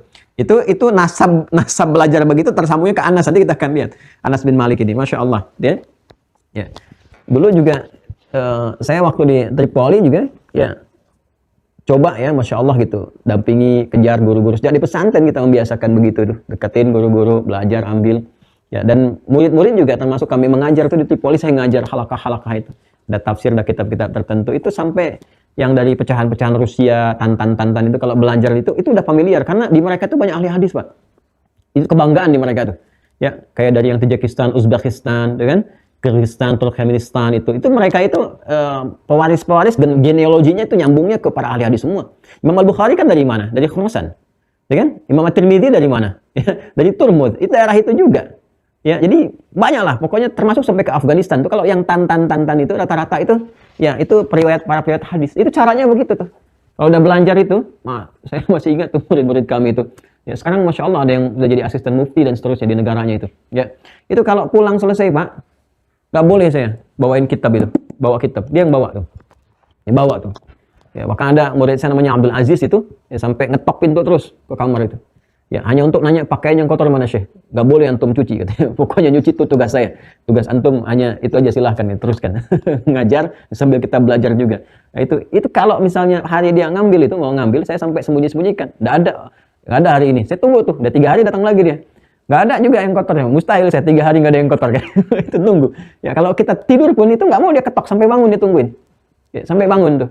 Dan Masya Allah itu belajarnya sungguh-sungguh. Berapa bulan tuh udah bahasa Arabnya udah bagus ya. Kemudian dari nol teman-teman, dari nol bahasa Arab udah bagus dan terus ngejar ilmunya. Nggak hanya kita itu, yang lain-lain ya, yang ngajar-ngajar juga kan, ada mahasiswa yang mengajar juga, ada syekh-syekh yang lain juga. Itu takrimnya luar biasa. Nah, itu nasab begitu tuh kesini nih, kesini. Ya, ke Anas bin Malik gitu. Masya Allah. Nah, mari kita lihat ya. Kemudian wa ummuhu Ummu Sulaim. Ya, sedangkan ibunya Ummu Sulaim bintu Milhan bin Khalid bin Zaid bin Haram as-sahabiyyah al-masyhurah. Masya Allah. Ibunya ya, termasuk kalangan sahabat. Ya, jadi kalangan sahabiat. Kalau sahabiat itu yang perempuan-perempuan. Ya, perempuan-perempuan udah jadi sahabat-sahabat. Artinya hidup. Sahabat itu kan ada definisinya lengkap ya. Ya, orang yang sezaman dengan Nabi. Ya. Awas ya, hati-hati nih. Sezaman dengan Nabi, artinya hidup ya di zaman Nabi SAW. Berjumpa dengan Nabi, beriman kepada Rasulullah sampai wafat. 3 syarat ya. 1 gugur sahabatnya, berubah. Ingat ya, sezaman dengan Nabi, melihat Nabi, jumpa gitu kan dengan Nabi, beriman kepada Nabi, itu sahabat. Jadi kalau dia hidup di zaman Nabi, beriman pada Nabi, tapi nggak punya kesempatan berjumpa, boleh jadi risalahnya sampai, berita tentang Nabi sampai, ya, karena udah viral sebelumnya, di nabi-nabi sebelumnya diwasiatkan, nanti kalau ada begini-begini ciri-cirinya, cepat beriman kepadanya, bantu dakwah dia. Ya kan? Itu sudah viral dari sebelumnya, sudah saya bahas ini berulang kali, sampai ke masa Nabi Isa alaihissalam, Yesus, Mesih, itu kan Mesih, Itu sudah viral disampaikan juga dan diabadikan, nyebar. Ya, kan sudah saya sampaikan tentang Waraqah bin Naufal, tentang George Al-Buhaira. Ya, nah ada lagi yang nggak pernah melihat Nabi zaman dengan Nabi, tapi nggak ngelihat Nabi karena tadi ya secara geografis jauh jaraknya dan nggak punya kesempatan untuk datang itu. Seperti siapa? Pernah dengar Uwais Al-Qarni? Uwais Al-Qarni itu kan, nah itu kan sezaman dengan Nabi, beriman kepada Rasulullah. Nah, tapi apa? Tapi tidak pernah punya kesempatan berjumpa dengan Nabi karena merawat ibu. Ya, merawat ibunya itu. Tapi Nabi tahu itu. Ya, karena kan Nabi dibimbing lewat wahyu. Dipuji terus oleh Nabi SAW sampai Umar itu penasaran. Ya, Umar penasaran. Pokoknya setiap datang khalifah haji setelah Nabi SAW itu kemudian wafat kan, digantikan oleh Abu Bakar As-Siddiq, lalu Umar bin Khattab. Jadi setiap datang ya satu kafilah haji ditungguin tuh. Mana Uwais? Saking pengen tahunya yang mana ini gitu kan orangnya. Disebut-sebut oleh Rasulullah SAW walaupun tidak pernah menatap Rasulullah SAW. Gitu. Nah, itu bukan sahabat. Ya, bukan sahabat. Nanti masuknya tabi'in. Ya, tabi'in walaupun sezaman dengan Rasulullah sallallahu alaihi wasallam. Itu kan karena tabi itu ngikut orang yang pernah menerima dari Nabi, melihat Nabi, ikut ke situ. Itu tabi'in, pengikut. Ya, kalau berjumpa dengan Rasulullah, melihat Nabi sallallahu alaihi wasallam, ya kan? Sezaman dengan Nabi, beriman pada Nabi sampai wafat. Ingat, berimannya sampai wafat. Karena nanti ada yang mengaku beriman, ya, tapi nanti nggak kebawa wafat. Ya, ada yang murtad, ya, murtad. Seperti banyak nanti sepeninggal Nabi SAW kan ada yang murtad itu. Ya, karena nggak serius, imannya nggak serius. Ya, kalau serius, ya dia betul-betul pengen beriman, betul, ya ikut. Tapi ada yang pengen cuma numpang saja, ya kan? Ada pengen jadi status saja, lemah imannya, kan terpengaruh. Atau pengen hanya ingin ngambil satu daya pikatnya, ya kan? Sehingga naik status terhormat, punya pengaruh. Ya, setelah itu punya rencana. Ya, itu munafik namanya. Ya, ada munafik seperti ya kita kenal Abdullah bin Ubay bin Salul ya yang di Madinah, Musailamah Al-Kadzdzab, bahkan sepeninggal Nabi ngaku nabi dia. Ya, sampai dieksekusi itu kan. Ya, oleh tombaknya Wahsy. Jadi Wahsy itu punya dua tombak disebutkan, tombak neraka, tombak surga. Tombak neraka itu yang menombak paman Nabi Hamzah ya bin Abdul Muttalib radhiyallahu taala anhu. Kemudian yang keduanya yang menombaknya Wahsy setelah dia masuk Islam. Setelah dia masuk Islam, ya kan, dia ingin memperbaiki diri, jadi dia kemudian mengabdikan dirinya untuk berkhidmat kepada kepentingan Islam. Nah, saya kembali ke sini teman-teman sekalian. Jadi ini sahabiyat ya, sahabiyah berjumpa dengan Nabi sallallahu alaihi wasallam, hidup di masa Nabi sallallahu alaihi wasallam, beriman kepada Nabi sampai wafat. Itu harus ada ya. Satu di antara tiga ini harus ada dan melekat semua syaratnya. Jadi kalau di zaman Nabi nggak berjumpa Nabi tapi beriman sampai wafat, itu bukan sahabat, ya kan? Atau misalnya beriman pada Nabi sampai wafat, ya kan? Nah, kemudian apalagi misalnya tidak berjumpa dengan Nabi, ya kan? Bukan hidup di zaman Nabi. Nah, itu seperti kita sekarang. Ya, itu bukan sahabat. Jadi kita bukan sahabat. Ya, tapi nanti ada hadis lain yang kalau dibacakan sungguh sangat mengharukan untuk kita semua. Dan boleh jadi kita banyak ingin kerinduan berbuncah untuk bisa segera berjumpa dengan Rasulullah SAW. Ya, karena itu jangan dulu kita bacakan hadisnya. Nanti terhentilah pelajaran kita. Teruskan dulu ya. Jadi ibunya ini, ibu Anas bin Malik ini, ibunya adalah sahabi ya. Ya. Nanti kemudian bapaknya juga demikian. Nanti kita lihat ya. Aslama Anas radhiyallahu ta'ala anhu wa ibnu asyara sinin. Ya, Anas itu masuk Islam sejak usia 10 tahun. Ya, sejak usia berapa? 10 tahun. Jadi ibunya sudah sahabi ya. Bapaknya juga, ya bapaknya ini Malik atau Abu Talha, ya itu Masya Allah gitu. Ya, sahabat juga. Ini bapaknya sahabi, ibunya sahabi ya. Dan anaknya juga udah sahabat Nabi. Karena kan hidup zaman Nabi ya. Ini junior. Di keluarga besar ini, keluarganya memang keluarga sahabat semua. Ya, keluarga sahabat Nabi SAW. Ibunya sahabi ya, bapaknya sahabat Nabi. Anaknya pun sahabat dan pelayan Nabi SAW.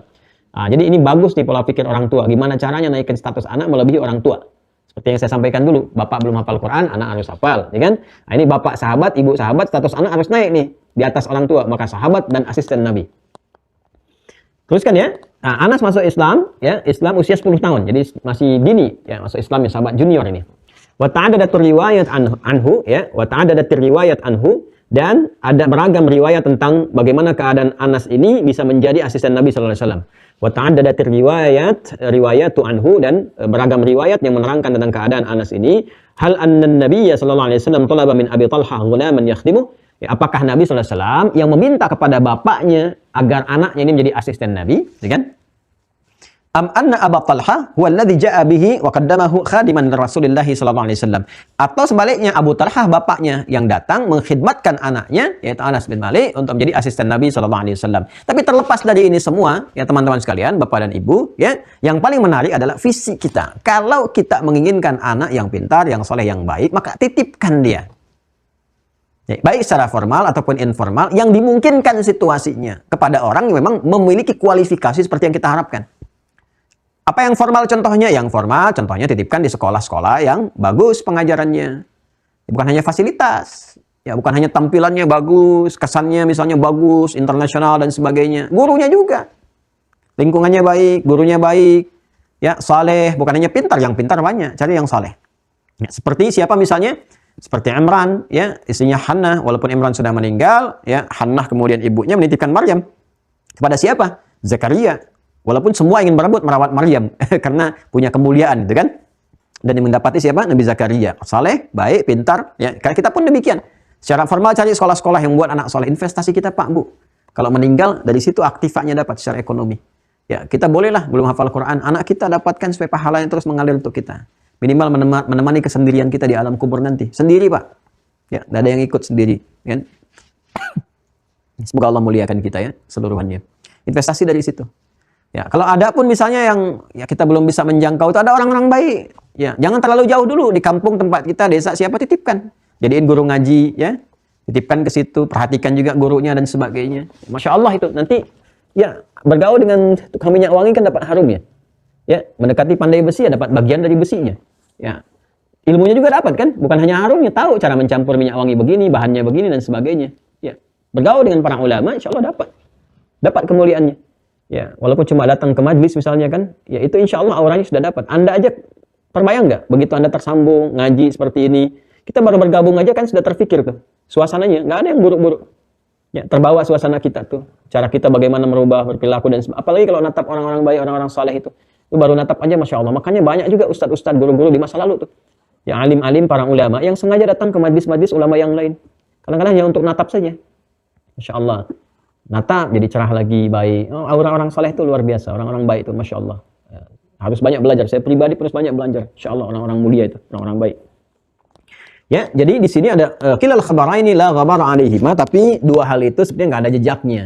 Jejaknya itu maksudnya nggak usah nyoal lah siapa yang meminta Anas jadi asisten yang mengajukan, tapi yang paling diketahui semua sepakat riwayat menunjukkan bahwa Anas melayani Nabi sallallahu alaihi wasallam. Faqad talaba an-nabiy sallallahu alaihi wasallam dzalika thumma ja'ahu Abu Talha bi talabihi. Jadi intinya Nabi sallallahu alaihi wasallam memerlukan asisten dan kemudian Abu Talha datang menawarkan anaknya.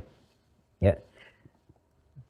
Wa rawa Anas kullu khabarin ala haddih, ya kan? Dan Anas itu menyampaikan dengan detail setiap apa yang diamati dari kepribadian Rasulullah SAW. Jadi Masya Allah nih, karena melayani asisten Nabi, semua terkait dengan keadaan Nabi SAW dengan detail dijabarkan oleh Anas. Begini, dan sempurna sekali. Jadi asisten Nabi SAW, gitu kan? Masya Allah. Kemudian, falamma khalima Anas Rasulullah SAW, kan? Kana la syakka lasiqan bihi. Wa tala'a ma lam yatali' alaihi ghairah. Walidha kana akthara sahabah hadithan illa ma kana min Abi Hurairah. Kan? Karena itulah kemudian, karena asisten, logikanya pasti lekat dengan Nabi. Kata Imam Ahmad bin Hanbal, lekat dengan Nabi SAW. Dan mencermati segala yang melekat kepada karakteristik Nabi, yang tidak bisa diakses umumnya oleh kebanyakan sahabat. Namanya nemenin Nabi, ya kesini, cara jalannya, cara makannya, macam-macam dan sebagainya. Karena itu wajar kalau meriwayatkan hadis cukup banyak, ya dibandingkan sahabat yang lain. Walaupun masih kalah jauh dibandingkan Abu Hurairah. Karena Abu Hurairah ya sudah mengabdikan segala halnya, diburu 3 tahun untuk kepentingan itu saja. Ya, sedangkan Anas juga menjadi pelayan Nabi, asisten Nabi, tapi dengan keterbatasan tertentu, ya. Waqad kanat usratu Anas radhiyallahu ta'ala anhu laha manzilah khassah dengan inda Rasulullah sallallahu alaihi wasallam. Nah, ini yang mau saya sampaikan sebelum kita sampai bacakan hadisnya, kita pahami. Ini jadi inspirasi yang besar teman-teman sekalian, ya. Faqad kana yadkhulu baitahum katsiran wa kana yanamu 'indahum fi adh-dhahirah wa kanat Ummu Sulaim tursilu at-ta'am ila baiti Rasulillah sallallahu alaihi wasallam katsiran kama yaf'alu al-ahlu wal jiran. وكان أبو طلحة زوج أم سليم مقربا لدى رسول الله صلى الله عليه وسلم وكان يحبه ويثني عليه علما وشجاعة وفي نسيج هذه المحبة المتبادلة كان أنس رضي الله تعالى عنه وكان له من هذه المحبة نصيب كبير وكان دعا له رسول الله صلى الله عليه وسلم بأن يكثر ماله وولده ويدخله الجنة فكان أنس أكثر الناس مالا وولدا كما قال وهو من أهل الجنة إن شاء الله. Ya, paham? Belum? Ini inspirasi lagi nih. Ya, ternyata kata Imam Ahmad ini ada bocoran nih, tips-tips yang sangat bagus. Ternyata keluarga besarnya Anas ini punya kedudukan spesial di sisi Nabi. Ya.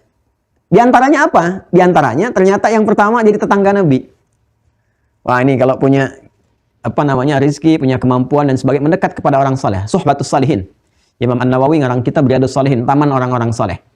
Ya, Anda punya di tempat Anda misalnya siapa, Anda berasal dari mana, di Aceh sampai dengan ke Papua, ada orang saleh, orang baik, ya, ada rizki, ada apa-apa, merapat ke situ. Ya, kalau belum sempat tinggal di dekatnya, jadi tetangganya, ya minimal Anda misalnya ikut ta'limnya. Hadiri. Kalau bisa jadi tetangganya, lebih mendekat, lebih bagus. Ya, bisa mengamati, bisa belajar, bisa berkomunikasi, bisa dapat keberkahan dari situ. Biasanya kalau ada orang soleh, lingkungan hidup. Kalau ada orang soleh di lingkungan hidup, ya masjidnya, macam-macamnya, ya dan lingkungannya terbentuk segalanya macam-macam lah. Ya, dan naik itu kemuliaan-kemuliaan, syiarnya dan seterusnya. Biasanya demikian. Demikian, apalagi Anda jadi lekat langsung. Ini tetangga Nabi. Karena itu apa? Karena bergaul di situ dapat banyak keberkahan. Ngirim makanan, ya, ngirim makanan ke tempat Nabi, dikirim juga. Ya, Nabi kemudian singgah di situ. Ya, siapa yang nggak mau kesinggahan oleh Nabi sallallahu alaihi wasallam? Semua berebut. Siapa yang nggak mau dapat bagian makanan dari Nabi sallallahu alaihi wasallam? Ya, minimal Nabi sudah tidak ada jasadnya, tapi mewariskan ilmunya pada para ulama, orang-orang soleh. Anda bertetangga dengan orang soleh, Anda kirim makanan, dinikmati orang soleh, jadi pahala. Ya, orang soleh itu sholat dari makanan Anda, tenaganya. Ya, kemudian dia baca Quran dari makanan Anda, kebagian Anda pahalanya. Manusia banyak kan? Ini inspirasi keluarganya Anas nih. Makanya cerdas di Ummu Sulaim tuh ibunya Anas, kirim-kirim makanan, terus berharap dapat berkah dari itu. Nempel ke Anas tuh. Ya. Apalagi yang terjadi, anak-anak bisa belajar dari situ. Ngelihat yang alim itu beraktivitas belajar, tumbuh kecintaan. Apa yang terjadi? Yang soleh pun cinta. Nabi cinta. Nabi itu kan puncak kesolehan, ketakwaan. Akhirnya mencintai Anas. Ya, karena orang tua, tetangga, dekat, baik. Nabi kadang berkunjung ke situ, tidur siang di situ. Sebutkan tidur siang di situ. Nabi tidur siang di tempatnya Anas. Ya. Kemudian keluarga ini juga berkunjung, tahu dan sebagainya. Sampai puncaknya Nabi mendoakan. Ini dia. Wah, kadang-kadang kita berburu. Saya aja nyari guru-guru untuk minta doa. Gitu kan. Ya, pergi ke sana, ke sini. Pergi ke Mesir, pergi ke sini, pergi ke situ. Ya, pergi ke Saudi, pergi ke Qatar, ke Abu Dhabi, kemana macam-macam. Gitu kan, ke Tunis. Walaupun dengan evakuasi ke Tunis, nikmat juga cari-cari guru-guru, cari orang saleh, minta doa kita doa, belajar ilmunya, masya Allah, itu doa itu mahal sekali dari orang saleh itu, belum tentu mau didoain tuh. Ya, kadang-kadang dilihat dulu kesungguhannya, kadang-kadang disuruh pergi, di belakang kita baru didoain, ada yang begitu. Ya, apa di antara doa Nabi kepada Anas? Dari pergaulan inilah kemudian lahir doa yang sangat viral sekali. Didoakan oleh Nabi supaya Anas ini umurnya panjang, 1, ya kan? 2, hartanya makmur. 3, keturunannya banyak. 4, masuk surga. Wah, udah lengkap ini dunia akhirat, ya Allah, lengkap banget. Masya Allah. Umur panjang umur betul. Ya, nggak perlu tiup lilin tuh, langsung panjang umur. Tiup lilin gak ada kerjaannya.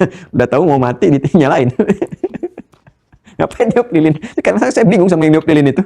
Panjang umur, gak tahu lilinnya. Mau dimatiin tapi dinyalain, kan aneh tuh.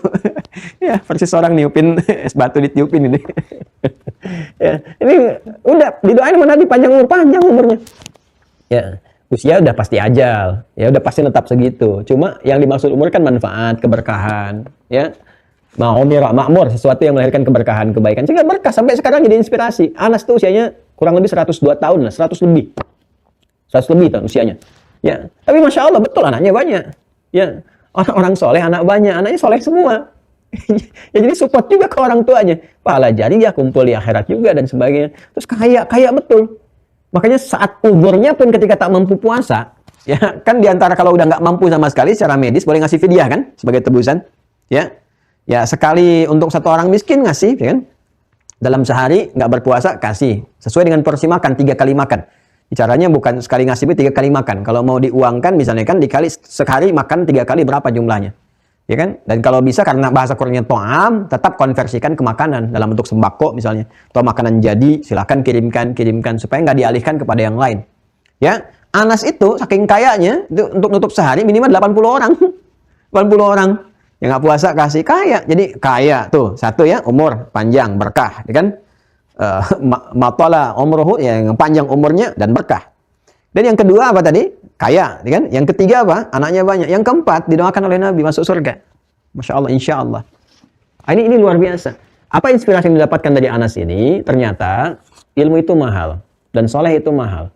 Jadi kalau ada orang berilmu dan orang soleh, jaga di lingkungan Anda. Siapapun Anda kalau ada orang berilmu, orang soleh, jaga di lingkungan Anda. Jangan sampai membuat dia nggak betah di lingkungan, pindah. Karena mahal dapatnya itu. Berkah lingkungan itu. Anda kalau udah dapat ada orang soleh, orang berilmu di tempat Anda, nggak Anda jagain, pindah, hilang keberkahan itu. Kalau nggak percaya silakan rasakan aja nanti. Ya, tapi kalau Anda jagain, kan, kemudian juga Anda hormati itu dan ambil berkahnya, ya, hidupkan lingkungannya, anak-anak ikut, nanti akan terasa ada perbedaan di lingkungan Anda, di anak-anak Anda. Tiba-tiba anak-anak bisa berubah.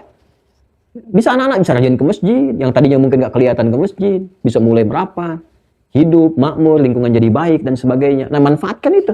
Ambil ilmunya, ambil adabnya, ambil kemuliaannya, berkah. Nah, seperti tadi Anda bisa kirimkan makanan, ya kan? Atau setidaknya apa yang bisa Anda berikan, karena orang itu telah memberikan lebih di lingkungan Anda. Ya, setidaknya jaga keadaannya, atau kalau mampu seperti tadi Ummu Sulaim, kirimkan makanan, berharap ada keberkahan. Ya, Allah ridha di situ. Begitu dikirimkan, orang itu ibadah, sholat, ya, puasa, ya, dengan berbuka dengan itu, berkahnya kepada Anda, dapat bagian dari pahalanya itu. Kalau dapat bagian dari situ, nanti turunnya ke keturunan Anda, anak Anda. Boleh jadi nanti anak Anda yang mendapatkan bagiannya. Kan banyak pelayan para ulama, bukan bapaknya yang jadi, anaknya yang jadi. Coba lihat kiai-kiai kita tuh, yang berguru-guru ke guru-guru mulia di Timur Tengah dan sebagainya itu. Ya, itu berkahnya luar biasa ke anak-anaknya itu. Anaknya di kiai luar biasa, ilmu-ilmunya macam-macamnya itu, masya Allah itu, masya Allah. Ya, jadi saya kira ini banyak hal-hal yang sebetulnya sangat luar biasa itu jadi hilang. Kalau dulu kita ulama kita, guru-guru kita itu yang para mulia itu, masya Allah, itu nggak banyak bicara cakap semacam ini. Digambarkan, diteladani, diberikan, dan kita praktekkan dalam kehidupan itu udah mulai terkikis satu-satu tuh sekarang ini. Ya. Jadi ini sebelum kita masuk ke hadisnya, orang dulu itu belajar dengan praktek. Maka sekarang kita mulai seperti itu. Hidupkan kembali dengan nuansa-nuansa yang lebih modern, kontemporer, tapi nilai-nilai itu hidup dalam suasana kehidupan kita. Ya. Nah, maka ini gambarannya. Ya, ini gambarannya. Kenapa ini penting saya sampaikan? Ada beberapa bagian yang tidak hadir keberkahan itu.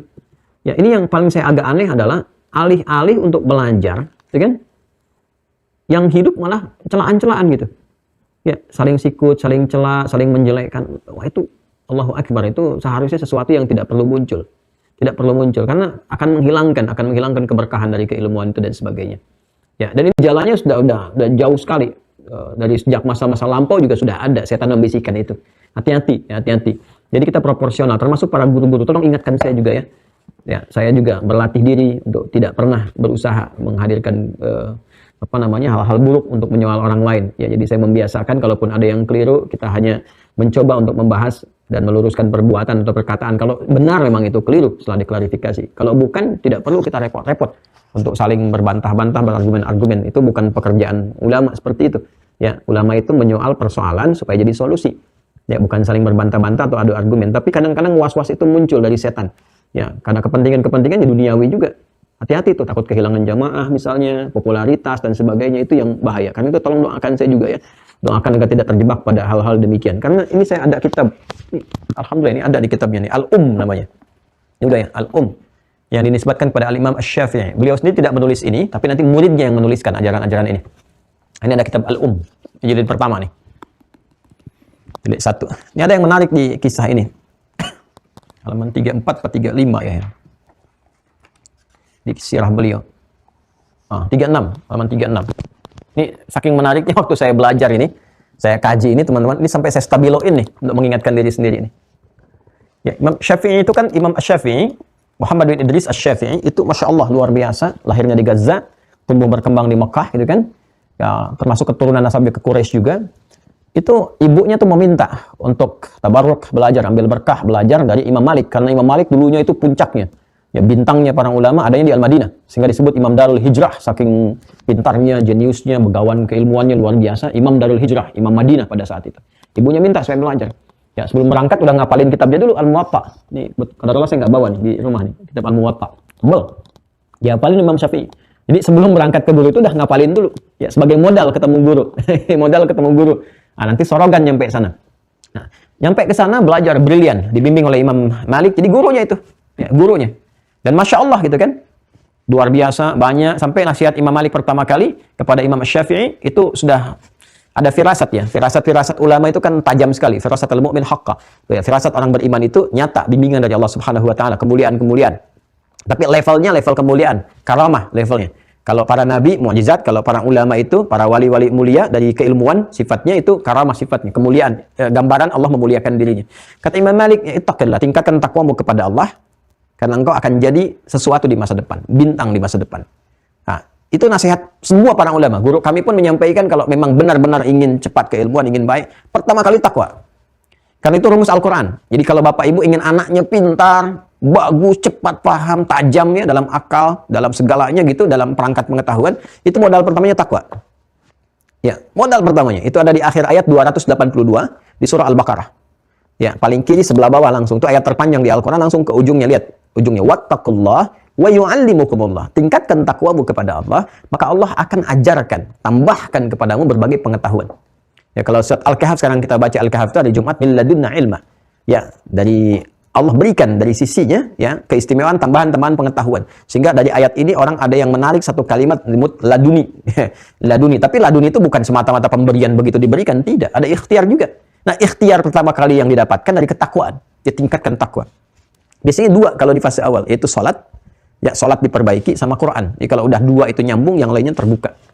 Nah, ini Imam Syafi'i ini luar biasa, sampai-sampai ketika beliau selesai belajar di Imam Malik, menyebarkan, menyampaikan dengan mazhabnya Imam Malik, ya, pendapat-pendapat, sampai beliau mengembangkan sendiri, sampai menelusuri jalur-jalur lain itu kan didapatkan tersambung kepada Rasulullah, sampai punya ciri khas, disebutlah mazhab Asy-Syafi'i yang cenderung kepada Al-Imam Asy-Syafi'i, pilihan Al-Imam Asy-Syafi'i. Jadi bukan kelompoknya, bukan pendapat sendiri, bukan. Ya, jalur periwayatan dari Nabi yang dikodifikasikan oleh Al-Imam Asy-Syafi'i. Ada jalur periwayatan dari Nabi dikodifikasikan oleh Imam Malik.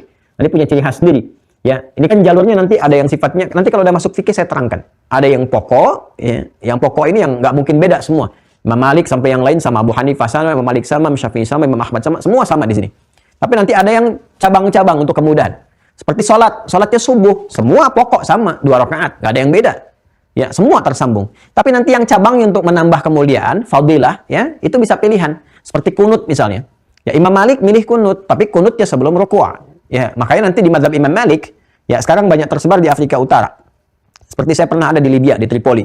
Ya, Libya, Tunis, itu termasuk Afrika Utara. Itu mazhab Imam Malik. Ya, karena itu sesuai dengan Madinah tempo dulu. Kalau sekarang kan bergantung penguasa, sekarang diterapkannya mazhab Hambali kan. Dulu Maliki. Ya, jadi jangan beda-bedakan tuh. Ini gurunya, ustaznya dari Madinah, jadi dari ini pasti lebih mirip Nabi. Belum tentu juga, itu berarti nggak paham orangnya. Ya, itu nggak paham orangnya. Semua ajaran dari Nabi. Toh yang lebih dekat kepada masa-masa sebelum itu, tabi'in lebih dekat kan Imam Malik. Ya, kalau kita mau ngambil jalurnya, Imam Ahmad kan belakangan setelah Imam Syafi'i, ya kan? Imam Malik, sang mazhab Imam Malik dipraktekkan di mana? Itu Imam Madinah, Imam Darul Hijrah. Dipraktekkan sekarang di Tripoli, di Tunis dan sebagainya. Ya kan? Yang di jalur sekarang di wilayah Saudi secara umumnya pakai mazhab Imam Ahmad bin Hanbal. Tapi semua sama, mengacu pada jalur yang disambungkan kepada Rasulullah SAW. Imam Syafi'i mengkodifikasikan itu, ngambil jalurnya. Imam Malik milih untuk contoh salat subuh, beliau kunut. Kunutnya sebelum rukuk. Jadi setelah surah yang terakhir di rakaat yang kedua, kan, itu diam sejenak, silent, nggak dibacakan. Ya, makanya setelah selesai, nah itu misalnya walam yakul lahu kufuwan ahad, rakaat kedua salat subuh itu kunut dulu, baca sendiri masing-masing. Allahumma hdini fiman hadait wa afini fiman afait dan seterusnya. Baru setelah selesai, kemudian baru rukuk. Imam Syafi'i memilih riwayat yang jahar, dikeraskan. Ya, setelah rukuk, makanya rakaat kedua bangun, pilih, kemudian di situ dia membacakan kunutnya. Allahumma hdina fiman hadait, kalau untuk imam pribadi Allahumma hdini fiman hadait dan seterusnya, ya kan? Nah, itu riwayatnya ada semua nyambung-nyambung. Yang tidak memilih itu pun ada riwayatnya, nggak pakai yang itu. Seperti Abu Hanifah. Yang memilih untuk kunut nazilah ada Imam Ahmad bin Hanbal. Tapi apa yang ingin saya sampaikan? Yang ingin saya sampaikan, ketika Imam Asy-Syafi'i mengkodifikasikan ini, mulai ada kecemburuan di pengikutnya Imam Malik, bukan Imam Maliknya. Kalau guru besarnya udah tahu, biasa aja gitu.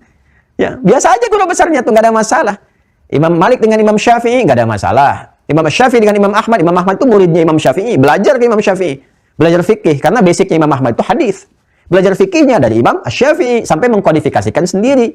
Ya, alur fikihnya. Biasanya basic yang terkuatnya diambil dari basic hadis Imam Ahmad itu. Maka nanti Imam Ahmad dengan Imam Syafi'i, Masya Allah, takribnya luar biasa, guru ke murid. Imam Syafi'i ke Imam Malik, gak ada masalah. Bahkan Imam Malik memuji Imam Syafi'i. Imam Syafi'i juga memuliakan Imam Malik sebagai guru. Imam Ahmad ke Imam Syafi'i luar biasa. Tapi ini masalah di murid-murid. Ya, siapa di antaranya? Ya, ini ada namanya Ashab. Ashab ini di antara pengikut Imam Malik. Jadi mazhab Maliki. Itu ketika Imam Syafi'i membawa, gitu kan, menyampaikan kodifikasi jalur-jalur keilmuan beliau itu yang tersambung pada Rasulullah sehingga punya mazhab sendiri, disampaikan sampai ke Mesir, ya, nyampe itu. Sehingga yang tadinya ada yang pengikut Imam Malik, ya, jamaah-jamaah pengajian, dia kan yang ikut Imam Malik, merasa cocok dengan yang dibawa Imam Syafi'i karena sesuai dengan kebiasaan karakter. Kan tadi dulu pernah saya contohkan, kalau ada orang cocok mau sujud pakai telapak tangan begini, yang pakai lutut begini, tergantung kesesuaian masing-masing. Nah, ini ada beberapa karakter yang cocoknya ini dengan yang Imam Syafi'i ini, saya cocok nih. Ada yang masih cocok dengan Imam Malik, saya cocoknya yang ini, sesuai fleksibilitasnya dengan saya. Ya, lebih nyaman saya menggunakan yang ini. Kan pada akhirnya kalau ada pilihan-pilihan untuk memudahkan, nggak mungkin kita kerjakan semua kan? Ya kan? Anda akan memilih yang paling sesuai dengan kecocokan Anda kan? Nah, kalau yang pokok itu dibuat oleh Allah itu semua bisa mengerjakan, nggak ada yang beda. Ya, makanya saat kita takbir Allahu Akbar, semua sama, Allahu Akbar, Allahu Akbar. Semua sama, nggak ada masalah. Ya. Tapi ketika ada sesuatu yang terkait dengan pilihan-pilihan, yang pilihan itu kemudian berdasarkan kemampuan kita lebih cocok cenderung ke situ, ada pengaruh misalnya karena keadaan geografis yang membentuk karakter lisan kita itu mengucapkannya ke I, ke A, ke E, maka diberikan riwayat di Al-Quran.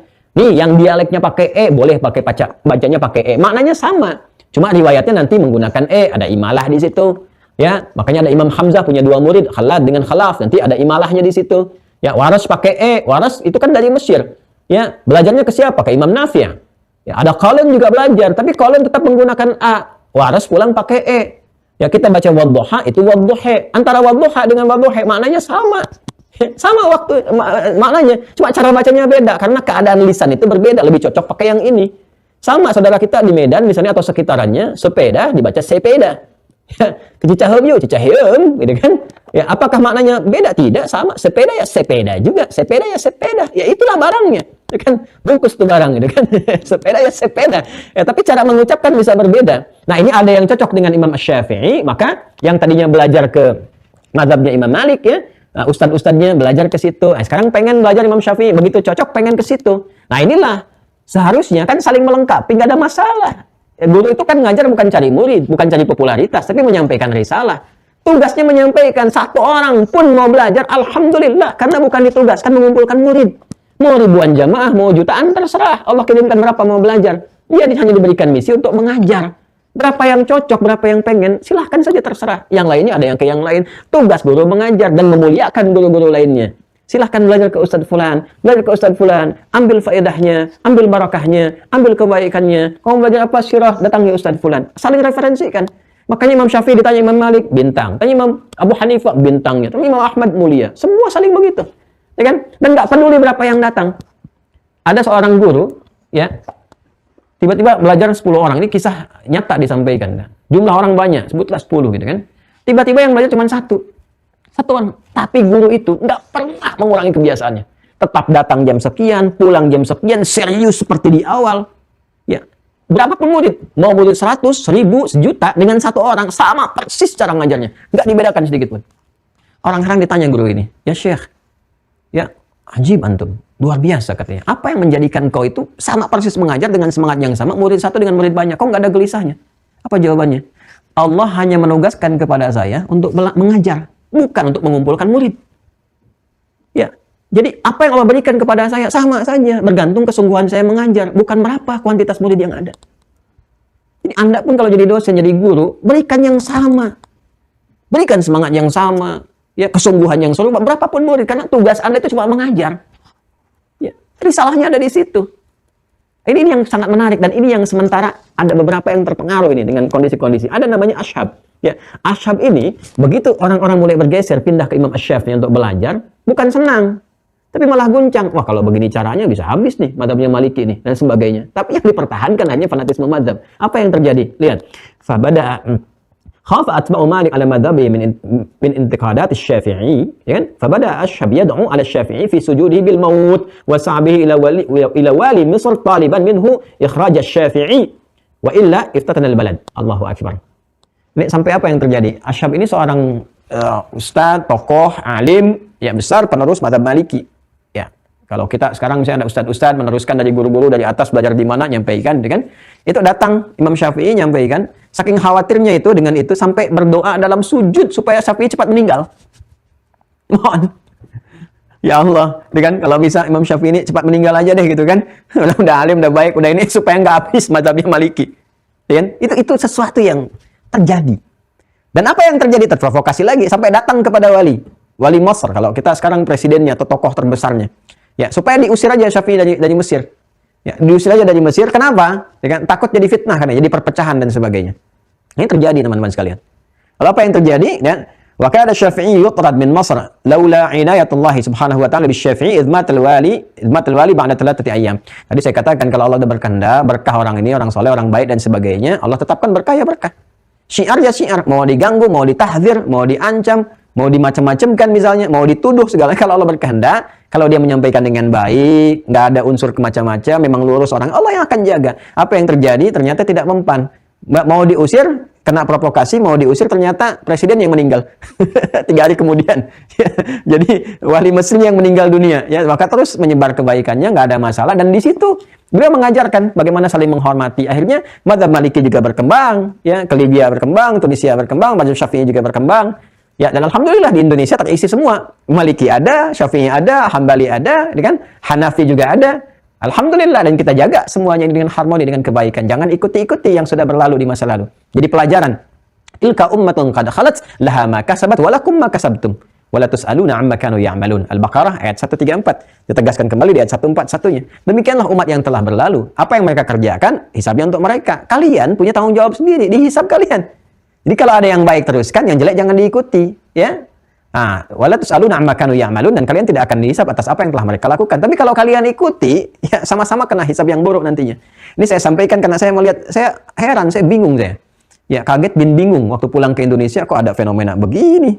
Ya, ada saling tahdzir, saling tembak, saling ini, dan yang paling dahsyat tuh murid-muridnya. Ya, nggak pernah kenal sama sekali. Si fulan siapa nih, tiba-tiba mencela, tiba-tiba begini, tiba-tiba menuduh. Tidak boleh terjadi yang seperti itu. Ya, apa motivasinya gitu kan? Kalau ada perbedaan-perbedaan, duduk bicara. Guru-guru juga begitu. Kalau ada perbedaan, guru-gurunya duduk, ngobrol-ngobrol, kan? Apa yang tidak tepat, tidak sama persepsinya, ya di situ didudukkan. Kalau benar-benar keliru dikoreksi. Kalau baik, oh ternyata furu'iyat, disampaikan ke murid-murid. Cara menyampaikannya harus enak. Ya, kalau memang punya pilihan, pilihan. Misal yang kunut menyampaikan, ya Bapak Ibu sekalian, jamaah-jamaah, kita itu kunut dalilnya seperti ini, ya. Nah, ada juga dalil tentang tidak kunut. Mungkin dipilih oleh saudara kita, ini yang dipilihkan. Jadi kalau ada yang tidak kunut, nah kita tidak usah kemudian mencela. Karena mereka pun punya dalil. Yang kita yang seperti ini. Kenapa kita pilih yang kunut? Begini alasannya. Sudah. Jadi ini selesai, aman. Nggak ada kemudian saling ribut-ribut. Yang salah itu Bapak Ibu yang tidak sholat subuh. Ya kan? Jadi tidak terjadi kejadian. Orang hijrah dari masjid ini ke masjid yang lainnya. Kenapa? Bid'ah tuh. Kenapa bid'ahnya? Kunut. Nah, itu kan. Jadi masalah. Akhirnya nggak saling sapa. Ya. Nggak saling tegur, ada suami istri nggak teguran dan sebagainya. Nggak boleh terjadi yang seperti itu. Ya, murid saya nggak boleh begitu ya. Kita harus menghormati. Walaupun punya pilihan, saya biasanya suka menerangkan fikih muqarin karena guru kami mengajarkan demikian.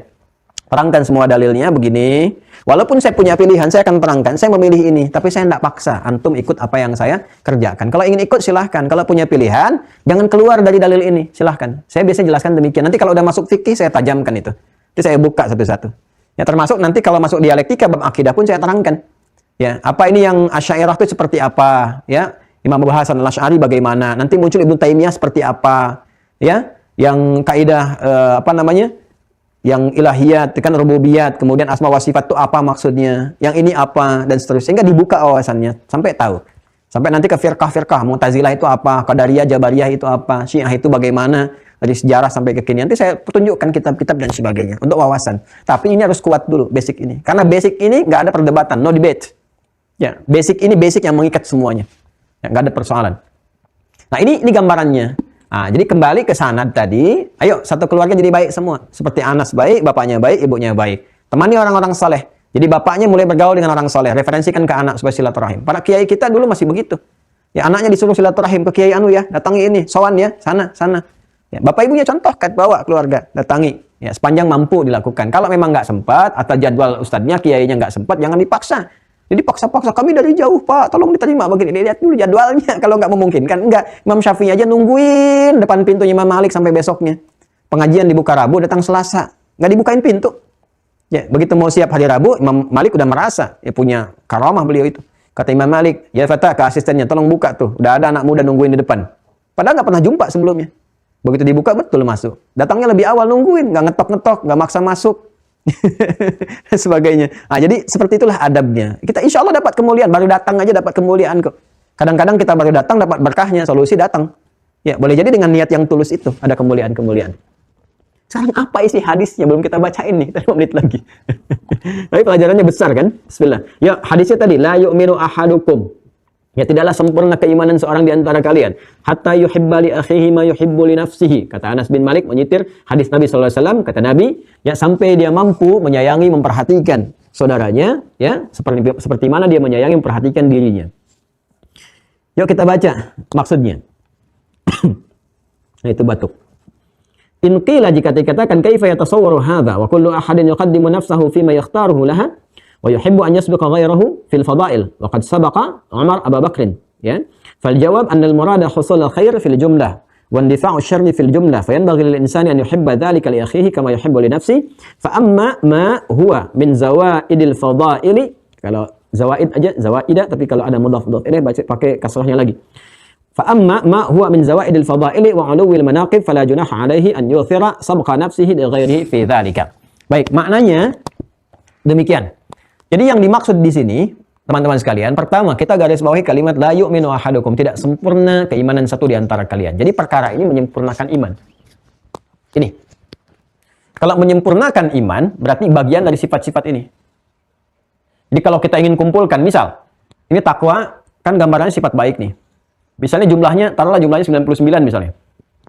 Sebagai pancaran kebaikan dari Allah Subhanahu wa taala. Ya kan? Pancarannya Allah berikan sumber kehidupan lewat roh, membawa sifat takwa. Takwa garisnya terhubung kepada Allah, maka sifat-sifat baik kita misalnya gambarkan ada 99. Maka ini kan ada 1, 2, 3, 4 dan seterusnya. Ya. Dan ini dilatih sifat-sifat baiknya terpancar lewat perbuatan, sehingga mengeluarkan perbuatan. Ya, sehingga ini pun ada bagian-bagiannya. Misalnya haya, sifat malu, bagian dari sifat baik ini 1, ya kan? Menjaga lisan dan kebaikan 2, terusnya 3. Nah, la yu'minu ahadukum, tidak sempurna keimanan kalian, ya kan? Tidak sempurna, tidak komplit. Kalau mau komplit satu-satu, di antara yang satu-satu itu ini. Jadi kalau kita ingin berusaha menyempurnakan 1 di antara 99, 1 di antara cabang kesempurnaan iman, kerjakan yang ini. Apa itu? Ya pasti nggak jauh dari sini. Karena ini kan ujiannya. Ya kan? Kalau nggak perintah, larangan. Kalau sudah disebutkan ini, pasti harus taat. Bentuknya apa? Ibadah. Ibadah punya gambaran berapa klasifikasi? 2. Kalau bukan ritual menuju Allah, sosial. Kait dengan aspek sekitaran kita. Nah, sekarang ini masuk yang mana? Ya, kemarin kan sudah kita kan sampaikan, sudah bahas sampai ta'amut ta'am. Yuk kita bahas yang ini. Hatta yuhibba li akhihi ma yuhibbu li nafsi. Sampai dia memberikan perhatian, kasih sayang kepada saudaranya. Saudara berarti di luar kita, di luar pribadi kita. Kalau di luar pribadi kita, interaksi berarti apa? Sosial. Berarti ada amal sosial. Nyata takwa itu punya amalan sosial. Bentuknya apa? Yuk tambahkan ke sini. Perbuatan. Ke akhlak. Berikan perhatian, kasih sayang kepada saudara. Perhatikan, ma yuhibbu li nafsihi, seperti dia perhatian pada dirinya. Saya mau akhirkan dulu yang terakhir. Saya mau tampilkan yang ini dulu. Kepada saudara, li akhihi. Siapa saudara dimaksud di sini? Ya, apakah anak paman, anak bibi, ya, saudara sekandung, saudara sebapak, seayah, seibu, dan sebagainya. Karena dibuka dengan kalimat iman, la yu'minu ahadukum, dibuka dengan kalimat iman, maka saudara yang dimaksudkan penguatnya adalah saudara seiman. Ini. Jelas ya? Jadi makna saudara di sini luas. Bukan hanya mencakup yang terkait dengan kehidupan kita, ya, yang ulul arham, yang satu persaudaraan biologis terkait kakak saya, adik saya, ya kan? Ya, kemudian siapa lagi, anak paman, anak bibi dan sebagainya. Tapi maknanya lebih luas ternyata, saudara seiman. Dan ternyata iman itu mempersaudarakan. Iman itu kan nikmat Allah, kan? Dan jelas ketika nikmat itu diberikan, jadi saudara kita. Ya, jadi saudara itu ada di Quran surah ketiga Ali Imran ayat 103. Quran surah 3 Ali Imran ayat 103. Di sebelah kanan di mushaf standar posisinya. Ya, agak ke tengah sedikit. Baca ayatnya, wa'tasimu bihablillahi jami'an wa la tafarraqu. Wadhkuru ni'matallahi 'alaikum id kuntum a'da'an. Terus ada ayatnya? Temukan dulu. Ada? Baik. Perhatikan, teruskan, ya. Wa'tasimu bihablillahi jami'an wa la tafarraqu. Bersatulah kalian. Jangan berpecah belah. Ya kan? Ayat 103 ini kan terusan dari 102 kan? Ada korelasinya. Ya, ada korelasinya. Perhatikan baik-baik. Pembukanya kan 102 tuh paling atasnya. Jadi kalau ingin membahas tafsir, ada kaidah namanya siyak, sibak dan lihaq. 2S 1L. Siyak itu ayat yang dibaca. Sibak itu kaitan ayat itu dengan ayat sebelumnya. Jadi kalau dari ayat 103 terus 102, 101 sampai Al-Fatihah. Lihat ayat setelahnya, apa korelasi dengan ayat setelahnya? Berapa kali disebutkan kata itu dalam Al-Qur'an? Ya. Baik. Ayat 102 itu kan bicara panggilan dengan iman dulu. Ya ayyuhalladzina amanu. Ada? Ittaqullaha haqqa tuqatih wa la tamutunna illa wa antum muslimun. Nanti khatib Jumat sebentar lagi nyampaikan. Itu panggilan iman itu ketika dipanggil kepada kita bukan hanya personal kita untuk meningkatkan takwa supaya jadi muslim yang baik. Tapi korelasi dengan ayat selanjutnya supaya iman itu punya pancaran sosial. Bukan hanya merubah kita secara pribadi. Apa pancaran sosialnya itu? Dalam bentuk ibadah sosialnya yang tadi saya sampaikan. Wa'tasimu bihablillahi jami'an. Orang beriman itu senang bersatu, bukan bercerai-berai. Orang beriman itu senang ya membangun harmoni, bukan perpecahan. Wa'tasimu bihablillah. Dan bagaimana persatuan yang sejati itu, yang baik itu, landasannya apa? Hablullah. Ya, aturan Allah. Ya, aturan Allah yang ada dalam Al-Quran. Baca. Itu kalau kita menyatukan dengan itu, dengan rasa itu, apalagi dengan iman, ya, itu terjaga terus. Kalau kita bersatu dengan harta, harta nggak ada, hilang persatuan. Bersatu berteman karena jabatan, jabatan hilang, hilang pertemanan. Tapi kalau kita bersatu dengan kasih sayang, dengan perhatian, dan puncaknya iman, karena iman itu kunci dari rasa, sumber kehidupan, maka terbawa bahkan sampai akhirat. Ya, bahkan kembali pada keluarga kita. Hisaban yasira, kemudian wayang qalibu ila ahlihi masrura, pergi kepada keluarganya dengan keadaan gembira. Keluarga di situ ditafsirkan oleh para mufassir orang-orang beriman, nyatu lagi itu, kumpul lagi orang-orang beriman. Ya, karena itu setelah Allah mengatakan wa'tasimu bihablillahi jami'an wa la tafarraqu. Ya. Kemudian setelah itu apa yang terjadi? Yang terjadi adalah jangan kalian berpecah belah. Ingat nikmat Allah yang diberikan kepada kalian ketika kalian dulu saling bermusuhan, kalian dulu saling tidak akur dan sebagainya. Maka apa yang terjadi? Hampir-hampir dengan permusuhan itu kalian ada di bibir neraka. Punya konsekuensi yang buruk. Tapi Allah kirimkan Rasul, kirimkan petunjuk, kirimkan kebaikan. Sampai dengan kebaikan yang dibawa Rasul itu dengan cahaya iman. Maka dengan cahaya iman itu, dengan nikmat Allah. Fa'asbahtum. Baca ayatnya. Fa'asbahtum bini'matihi ikhwana. Wa kuntum ala syafa hufratin minha fa'anqadhakum minha. Ya, wa kuntum ala syafa hufratin minan nari fa'anqadhakum minha. Hampir-hampir kalau kalian nggak ikuti itu ada di bibir neraka kalian, maka diselamatkan oleh Allah Subhanahu wa taala. Nggak berpecah belah lagi, nggak saling mencela lagi, nggak saling menyoal pada keburukan, nggak menjatuhkan martabat dan sebagainya. Semuanya baik gitu. Fa asbahtum bi ni'matihi ikhwana. Maka dengan nikmat iman ini, dengan nikmat dikirimkan Rasul itu tuh bagian dari rukun iman yang keempat. Nikmat dikirimkan kitab itu rukun iman yang ketiga. Puncaknya karena dengan nikmat iman itu fa asbahtum bi ni'mati ikhwana. Ikhwan. Kalian bersaudara. Bentuk tunggal dari kata ikhwan, al-akh. Perempuannya ukht, al-ukht. Persaudaraannya al-ukhuwah. Ikhwan jamak untuk laki-laki atau kadang mencakup laki-laki dan perempuan. Kalau ingin dipisahkan perempuan saja, biasanya gini, kalau udah disebutkan laki-laki, mudzakkar bentuknya, mudzakkar itu mencakup laki-laki juga. Itu kalau sudah mudzakkar mencakup ke muannas. Ya, kalau udah dipanggil pakai mudzakkar nggak ada muannasnya, maka muannas ikut ke situ. Ya, seperti ya ayyuhalladzina amanu bentuk mudzakkar. Maka semua orang ikut ke situ, mau laki-laki mau perempuan ikut. Tapi kalau ditampilkan yang perempuannya saja, misalnya ikhwan laki-laki, akhwat perempuan saja. Ini untuk akhwat ya, ikhwan jangan ikut. Jelas ya? Nah, bentuk tunggalnya ikhwan al-akh. Akhi, jadi kalau Anda mengatakan akhi, itu saudaraku artinya. Kalau sudah mengatakan akhi, saudaraku, bukan sekedar sapaan itu. Itu membawa nilai iman. Saudara seiman. Men?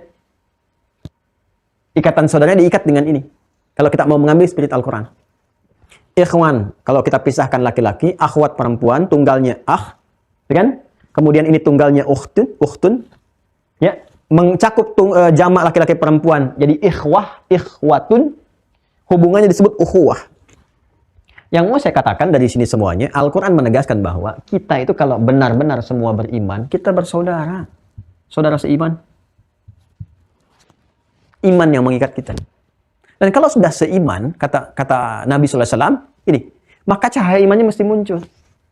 Apa di antara bentuk yang menunjukkan bahwa ini benar-benar saudara dan dibimbing oleh keimanannya, maka saudara seiman itu karena ada cahaya iman dan di tempat dia pun ada cahaya iman, imannya membimbing dia untuk memperhatikan saudaranya seperti imannya membimbing dia untuk memperhatikan dirinya. Ya? Bukankah kita peduli pada diri kita? Ya kan? Dan kalau kita peduli pada diri kita merawat diri kita kan? Kita Kita mandi, tampil yang baik. Sisir itu tampilan luar. Iman memberikan tampilan kemuliaan pada diri kita. Sehingga tampak pada yang terluar. Iman kita meminta kita untuk sholat pada diri kita pribadi. Kita peduli dengan diri kita. Supaya kita selamat, kita sholat, kita baca Quran, dan seterusnya. Kita pengen jadi baik, dan seterusnya. Nah, iman itu yang mendorong diri kita berubah jadi baik. Di saat yang sama juga, kalau betul-betul imannya bagus dan sempurna, maka di antara cabangnya, kesempurnaannya, itu pun perhatian itu diberikan kepada saudaranya juga, yang beriman juga, yang lain-lain juga, supaya mendapatkan kebaikan yang serupa. Yang dimaksud di syarah, ya, di kitab hadis ini, yang dimaksud adalah umumnya kebaikan. Ya, jadi kalau kita pun sholat, kita harus pengen juga teman-teman yang lain ikut sholat juga. Saudara-saudara kita jangan sampai nggak sholat, sampaikan. Supaya sholat kita perhatikan, gitu kan? Kalau kita puasa, yang lain juga supaya dapat puasa, ikut puasa Ramadan dan sebagainya. Kebaikan umum sifatnya. Jadi orang beriman itu, ciri khasnya adalah secara sosial dia pun berharap yang baik, sehingga semua tampil kebaikan-kebaikan. Semua pandangan kepada makhluk yang lain pun semua baik. Karena dinilai sebagai saudara. Karena bersumber dari pancaran imannya. Ya, baik sifatnya khusus pada yang beriman lagi. Pun demikian bersifat umum pada semua kalangan, baik yang beriman ataupun belum beriman. Karena itu tipikal orang beriman kalau benar imannya, jadi orang baik, Pak. Sama orang itu pasti baik. Karena kenapa? Dia mewariskan kebaikan supaya orang pun ikut baik semua. Ya, pada yang belum beriman pun sikapnya baik, apalagi pada yang beriman. Dan tentunya proporsional. Kebaikan itu kan sesuai dengan keadaannya. Ya, yang dimaksud kebaikan-kebaikan ini adalah dia menampilkan kebaikan saat yang bersamaan dia pun berharap semua orang bisa jadi baik secara umumnya. Walaupun secara detailnya semua berlomba dengan kualitas-kualitas tertentu. Kita berharap anak kita sholat, ya suami sholat, istri sholat, tetangga sholat, yang beriman pada sholat. Walaupun kualitas sholat masing-masingnya bisa berlomba. Yang ini rajin tahajudnya, ini sunnahnya, itu baru pokoknya, itu baru rawatibnya. Tapi prinsipnya orang beriman itu mengharapkan semua baik. Bukan mengharapkan semua buruk. Jadi kalau terjadi dalam kehidupan, kita mengharapkan orang lain jadi buruk. Mudah-mudahan dia jatuh tuh. Mudah-mudahan kepleset tuh. Mudah-mudahan hartanya hilang tuh. Dan yang diharapkan demikian ternyata orang beriman. Ya, sama-sama berimannya. Berarti ada yang salah dalam keimanan kita. Ada yang tidak tepat. Kalaupun pada diri orang lain ada kesalahan, ya, secara proporsional diluruskan kesalahannya tanpa kita mengharapkan hal buruk menimpanya. Gitu. Jadi kalau kita meluruskan orang dengan berharap ada keburukan menimpa dia, ada yang salah dengan keimanan ini. Karena si orang beriman itu selalu baik. Ya, baik, ya, cukuplah sebumi ini beriman, Allahu Akbar. Minimal di Indonesia aja pada beriman, imannya benar. Insya Allah pada baik ini. Pada baik. Dan itu akan proporsional. Jadi kalau ada keburukan juga nggak akan ada saling dendam kalau meluruskan. Ya, tidak ada akan saling menghina, tidak ada saling menjatuhkan dan sebagainya. Dan semua sadar. Ya, yang berbahaya yang satu juga karena caranya tidak baik, akhirnya kemudian menjadi tidak baik dan tidak akan berujung, semua nggak akan selesai gitu. Ya, dan sebagainya. Jadi kita berharap teman-teman sekalian, kita yang belajar saat ini, saya pribadi mohon juga didoakan ya kita semua. Coba kita terapkan keimanan ini, selalu berpikir baik dan secara proporsional. Ya, kalaupun ada keburukan orang secara hukum positif salah, ya proporsional. Disoal secara hukum positif, tapi jangan bersikap zalim. Jangan berlebihan, jangan ini, jangan itu. Setepatnya. Ya, wasatiyah. Kita umat pertengahan yang sifatnya bisa menampilkan kebaikan sesuai dengan apa yang dicontohkan. Jadi ini yang dimaksudkan, kita peduli dengan orang lain seperti kita peduli pada diri sendiri. Ya, dan kalau kita hanya peduli diri sendiri, nggak peduli orang lain, berarti ada yang salah dalam kehidupan. Karena itu, ayo kita mulai praktekkan. Ya, di keluarga kita praktekkan, kita mendoakan seluruh penghuni keluarga kita, anak, istri, keluarga, semua jadi orang-orang baik. Sertakan dalam doa. Kemudian kita ikhtiarkan. Ya, kemudian setelah itu proporsional saja. Lihat, istri juga harus lihat. Suami itu dititipkan oleh Allah apa? Jadi proporsional. Suami lihat, istri dititipkan oleh Allah apa? Proporsional sifatnya. Jangan harus menuntut disamakan. Ya, ke anak juga demikian. Dilihat anak-anak kita, Bu, Pak. Anak-anak kita, anak-anak ibu, Bapak. Ya, seperti saya melihat anak saya gitu kan. Dilihat porsinya di mana. Anak ini nanti ada yang bakatnya di Quran, bakatnya di hadis, ya kan? Nah, kebaikan itu diarahkan ya kepada mereka. Kemudian kita ke tetangga dan sebagainya, proporsional semuanya. Jadi dasarnya kebaikan itu maksudnya bergaul, mengharapkan semua orang baik, seperti kita pun berusaha jadi baik. Jadi pelajaran kita hari ini secara singkatnya, jadilah diri orang yang baik, bersikap baik pada orang lain, dan jangan pernah memunculkan rasa tidak baik ya terhadap kehidupan sosial orang lain. Dan itu bagian dari kesempurnaan iman seseorang. Kalau ini kita bawa tenang hidup ini, alhamdulillah sampai meninggal mudah-mudahan husnul khatimah. Ya, jadi kesimpulannya tuh nggak nyampe 1 menit sebetulnya, tapi akarnya harus 2 jam kita bahas gitu ya, sampai kita mengerti apa yang kita pelajari. Jadi inilah yang kita kaji hari ini. Kita punya pelajaran bagian dari akhlak, peduli dengan sesama, berharap semua jadi baik, maka kita mari munculkan gerakan-gerakan kebaikan berjamaah. Ya, turunannya silakan macam-macam, bisa lewat itu berbagi makanan. Ya, ini Jumat berkah, berkahnya menebarkan salam, bisa silahkan bagi makanan. Ada yang kelebihan pulsa, bagi-bagi pulsa supaya orang lain ikut taklim. Ada yang apalagi yang kita bisa share.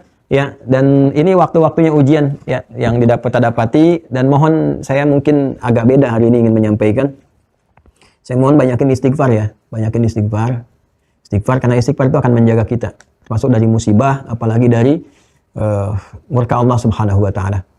Ya, maka Allah yu'adzibahum wa anta fihim, maka Allah mu'adzibahum wa hum yastaghfirun. Tidaklah Allah Subhanahu wa taala akan menghukum umat Muhammad SAW sepanjang kau ada di situ. Ya, tapi kalau engkau udah wafat gitu kan, Allah pun tidak akan menghukum mereka sepanjang mereka mau istighfar, mau koreksi diri dan sebagainya. Nah, biasanya kalau udah banyak musibah dan sebagainya, nah itu kaitannya dengan nilai-nilai spiritual. Penting juga pandangan spiritual selain pandangan-pandangan yang lain gitu. Kalau fisikal kan yang rusak ya, manusia juga yang merusaknya. Quran juga bilang begitu. Dhaharal fasadu fil barri wal bahri bima kasabat aydin nas. Banyak kerusakan di lautan, di daratan, kan, sehingga memunculkan banyak musibah, longsor, banjir, gempa, macam-macam perilaku manusia juga. Perilaku manusia. Tapi ada yang perilaku-perilaku yang sifatnya bersumber dari jiwanya yang kotor. Maksiat, sehingga Allah menegur, ya kan? Lewat bencana-bencana, musibah-musibah. Kita rasakan lah sekarang ini hampir tiap hari. Banjir, longsor, gempa, ya, gunung, erupsi dan sebagainya. Kita bermohon ya. Saya cuma minta sesuai porsinya masing-masing. Yuk kita banyak istighfar ya, banyak istighfar, banyak sholat, banyak ngaji. Ya, banyak ngaji. Saya sampaikan ya, murid-murid saya khususnya di Indonesia sama sampai Merauke, di luar juga, semua tempat lah. Termasuk di tempat kita diberikan amanah untuk tinggal. Ini akan ada yang terhubung juga di sini dari luar negeri, dan sudah banyak juga mendaftar dari luar negeri. Saya perhatikan ada yang dari Malaysia, saudara-saudara di Malaysia, mudah-mudahan sehat-sehat semua. Ya, bergabung dengan kita juga saat ini. Saya lihat ada yang di Uni Emirat juga ada tersambung, di Timur Tengah ada, di Eropa ada, di Jepang saya lihat juga ada. Ya, silahkan dibantu dengan cara kita berakhlak yang baik. Saya minta banyak istighfar ya. Terutama saya merasakan ini ada jalur-jalur di pantai selatan itu ya. Kalau kita lihat secara geografis juga kok ada pergerakan-pergerakan yang tidak biasa. Jadi kita mohon pada Allah Subhanahu wa taala semua kita diselamatkan dengan baik ya. Kemudian banyak dipaku itu dengan istighfar kita, dengan banyak beribadah. Kita semuanya bermohon kepada Allah dan tolong dipraktekkan ini. Kalau ada yang diuji di tempatnya, kita bantu sedapat mungkin. Ya, di Semeru kita jadi bagian dari mereka. Ya, kita jadi bagian dari mereka, itu saudara kita semua. Jangan lihat akidahnya, ya, kita lihat semua. Alhamdulillah seiman, alhamdulillah. Belum seiman, alhamdulillah kita praktekkan keislaman kita dengan baik, tunjukkan, bantu semua yang dekat di sana, yang jauh minimal dengan doa dan dimanapun. Ya, ada yang saya lihat di NTT, beberapa tempat yang lainnya juga, ya, kita maksimalkan. Yang tinggal di negaranya ada masalah juga, bantu semaksimal mungkin. Saya lihat di Malaysia kemarin ada banjir, orang Indonesia yang ada di sana kedapatan saling bantu. Ya, karena Anda tinggal di sana, cari makan di sana, berbuat baik dengan tetangga di sana, ikuti petunjuk-petunjuk hukum di sana yang baik, ya, jangan menyimpang, jangan macam-macam. Ada musibah sekarang, bantu. Kita dari sini doakan. Kalau hidup kita seperti itu, insya Allah aman, tentram, dan Allah jaga dalam kebaikan, dan kita jaga sampai kita wafat. Wala tamutunna illa wa antum muslimun. Demikian materi hari ini yang disampaikan. Terima kasih atas perhatian yang diberikan. Insya Allah kita berjumpa di kesempatan yang selanjutnya dengan keadaan-keadaan yang baik, saling mendoakan, mohon maaf. Dan saya infokan tinggal 7 hari lagi ya untuk angkatan pertama ditutup. Mohon bagi yang akan segera bergabung dipercepat nanti, karena kita akan tutup di 7 hari ini untuk angkatan yang pertama, supaya nanti awal tahun depan mungkin ada cara yang berbeda untuk taklim, karena akan mencakup wilayah-wilayah spesifik sesuai dengan zona-zona yang ada di sistem taklim kami. Terima kasih, semoga Allah rahmati, semoga Allah muliakan. Mohon maaf saya banyak salah, semoga Allah mengampuni. Apa-apa yang tidak tepat yang pernah saya sampaikan silahkan tinggalkan, tanpa kita harus saling mencela satu dengan yang lainnya. Maafkan saya, sekali lagi maafkan saya mengakui banyak salah, banyak kekeliruan, mohon dimaafkan. Dan hal-hal yang baik pun bukan dari saya, itu petunjuk Allah dan Rasulnya, silahkan diamalkan. Semoga Allah memuliakan kita. Terima kasih. Allahumma taqabbal minna innaka antas sami'ul alim wa tub 'alaina innaka antat tawwabur rahim. Allahumma ij'alna ya Allah minal mu'minin al-haqiqiyyin. Allahumma ij'alna minal mu'minin al-haqiqiyyin ya arhamar rahimin. Allahumma ij'alna ya Allah min muhibbika wa muhibbi rasulika sayyidina Muhammad sallallahu alaihi wasallam. Allahumma ya arhamar rahimin ati anfusana taqwaha wa zakkiha anta khairu man zakkaha anta waliyuha wa maulaha. Wa sallallahu ala sayyidina Muhammad wa ala alihi wa sahbihi ajma'in. Wa akhiru da'wana subhanakallahumma wa bihamdika nashhadu an la ilaha illa anta nastaghfiruka wa natubu ilaik. Walhamdulillahirabbil alamin. Assalamualaikum warahmatullahi wabarakatuh.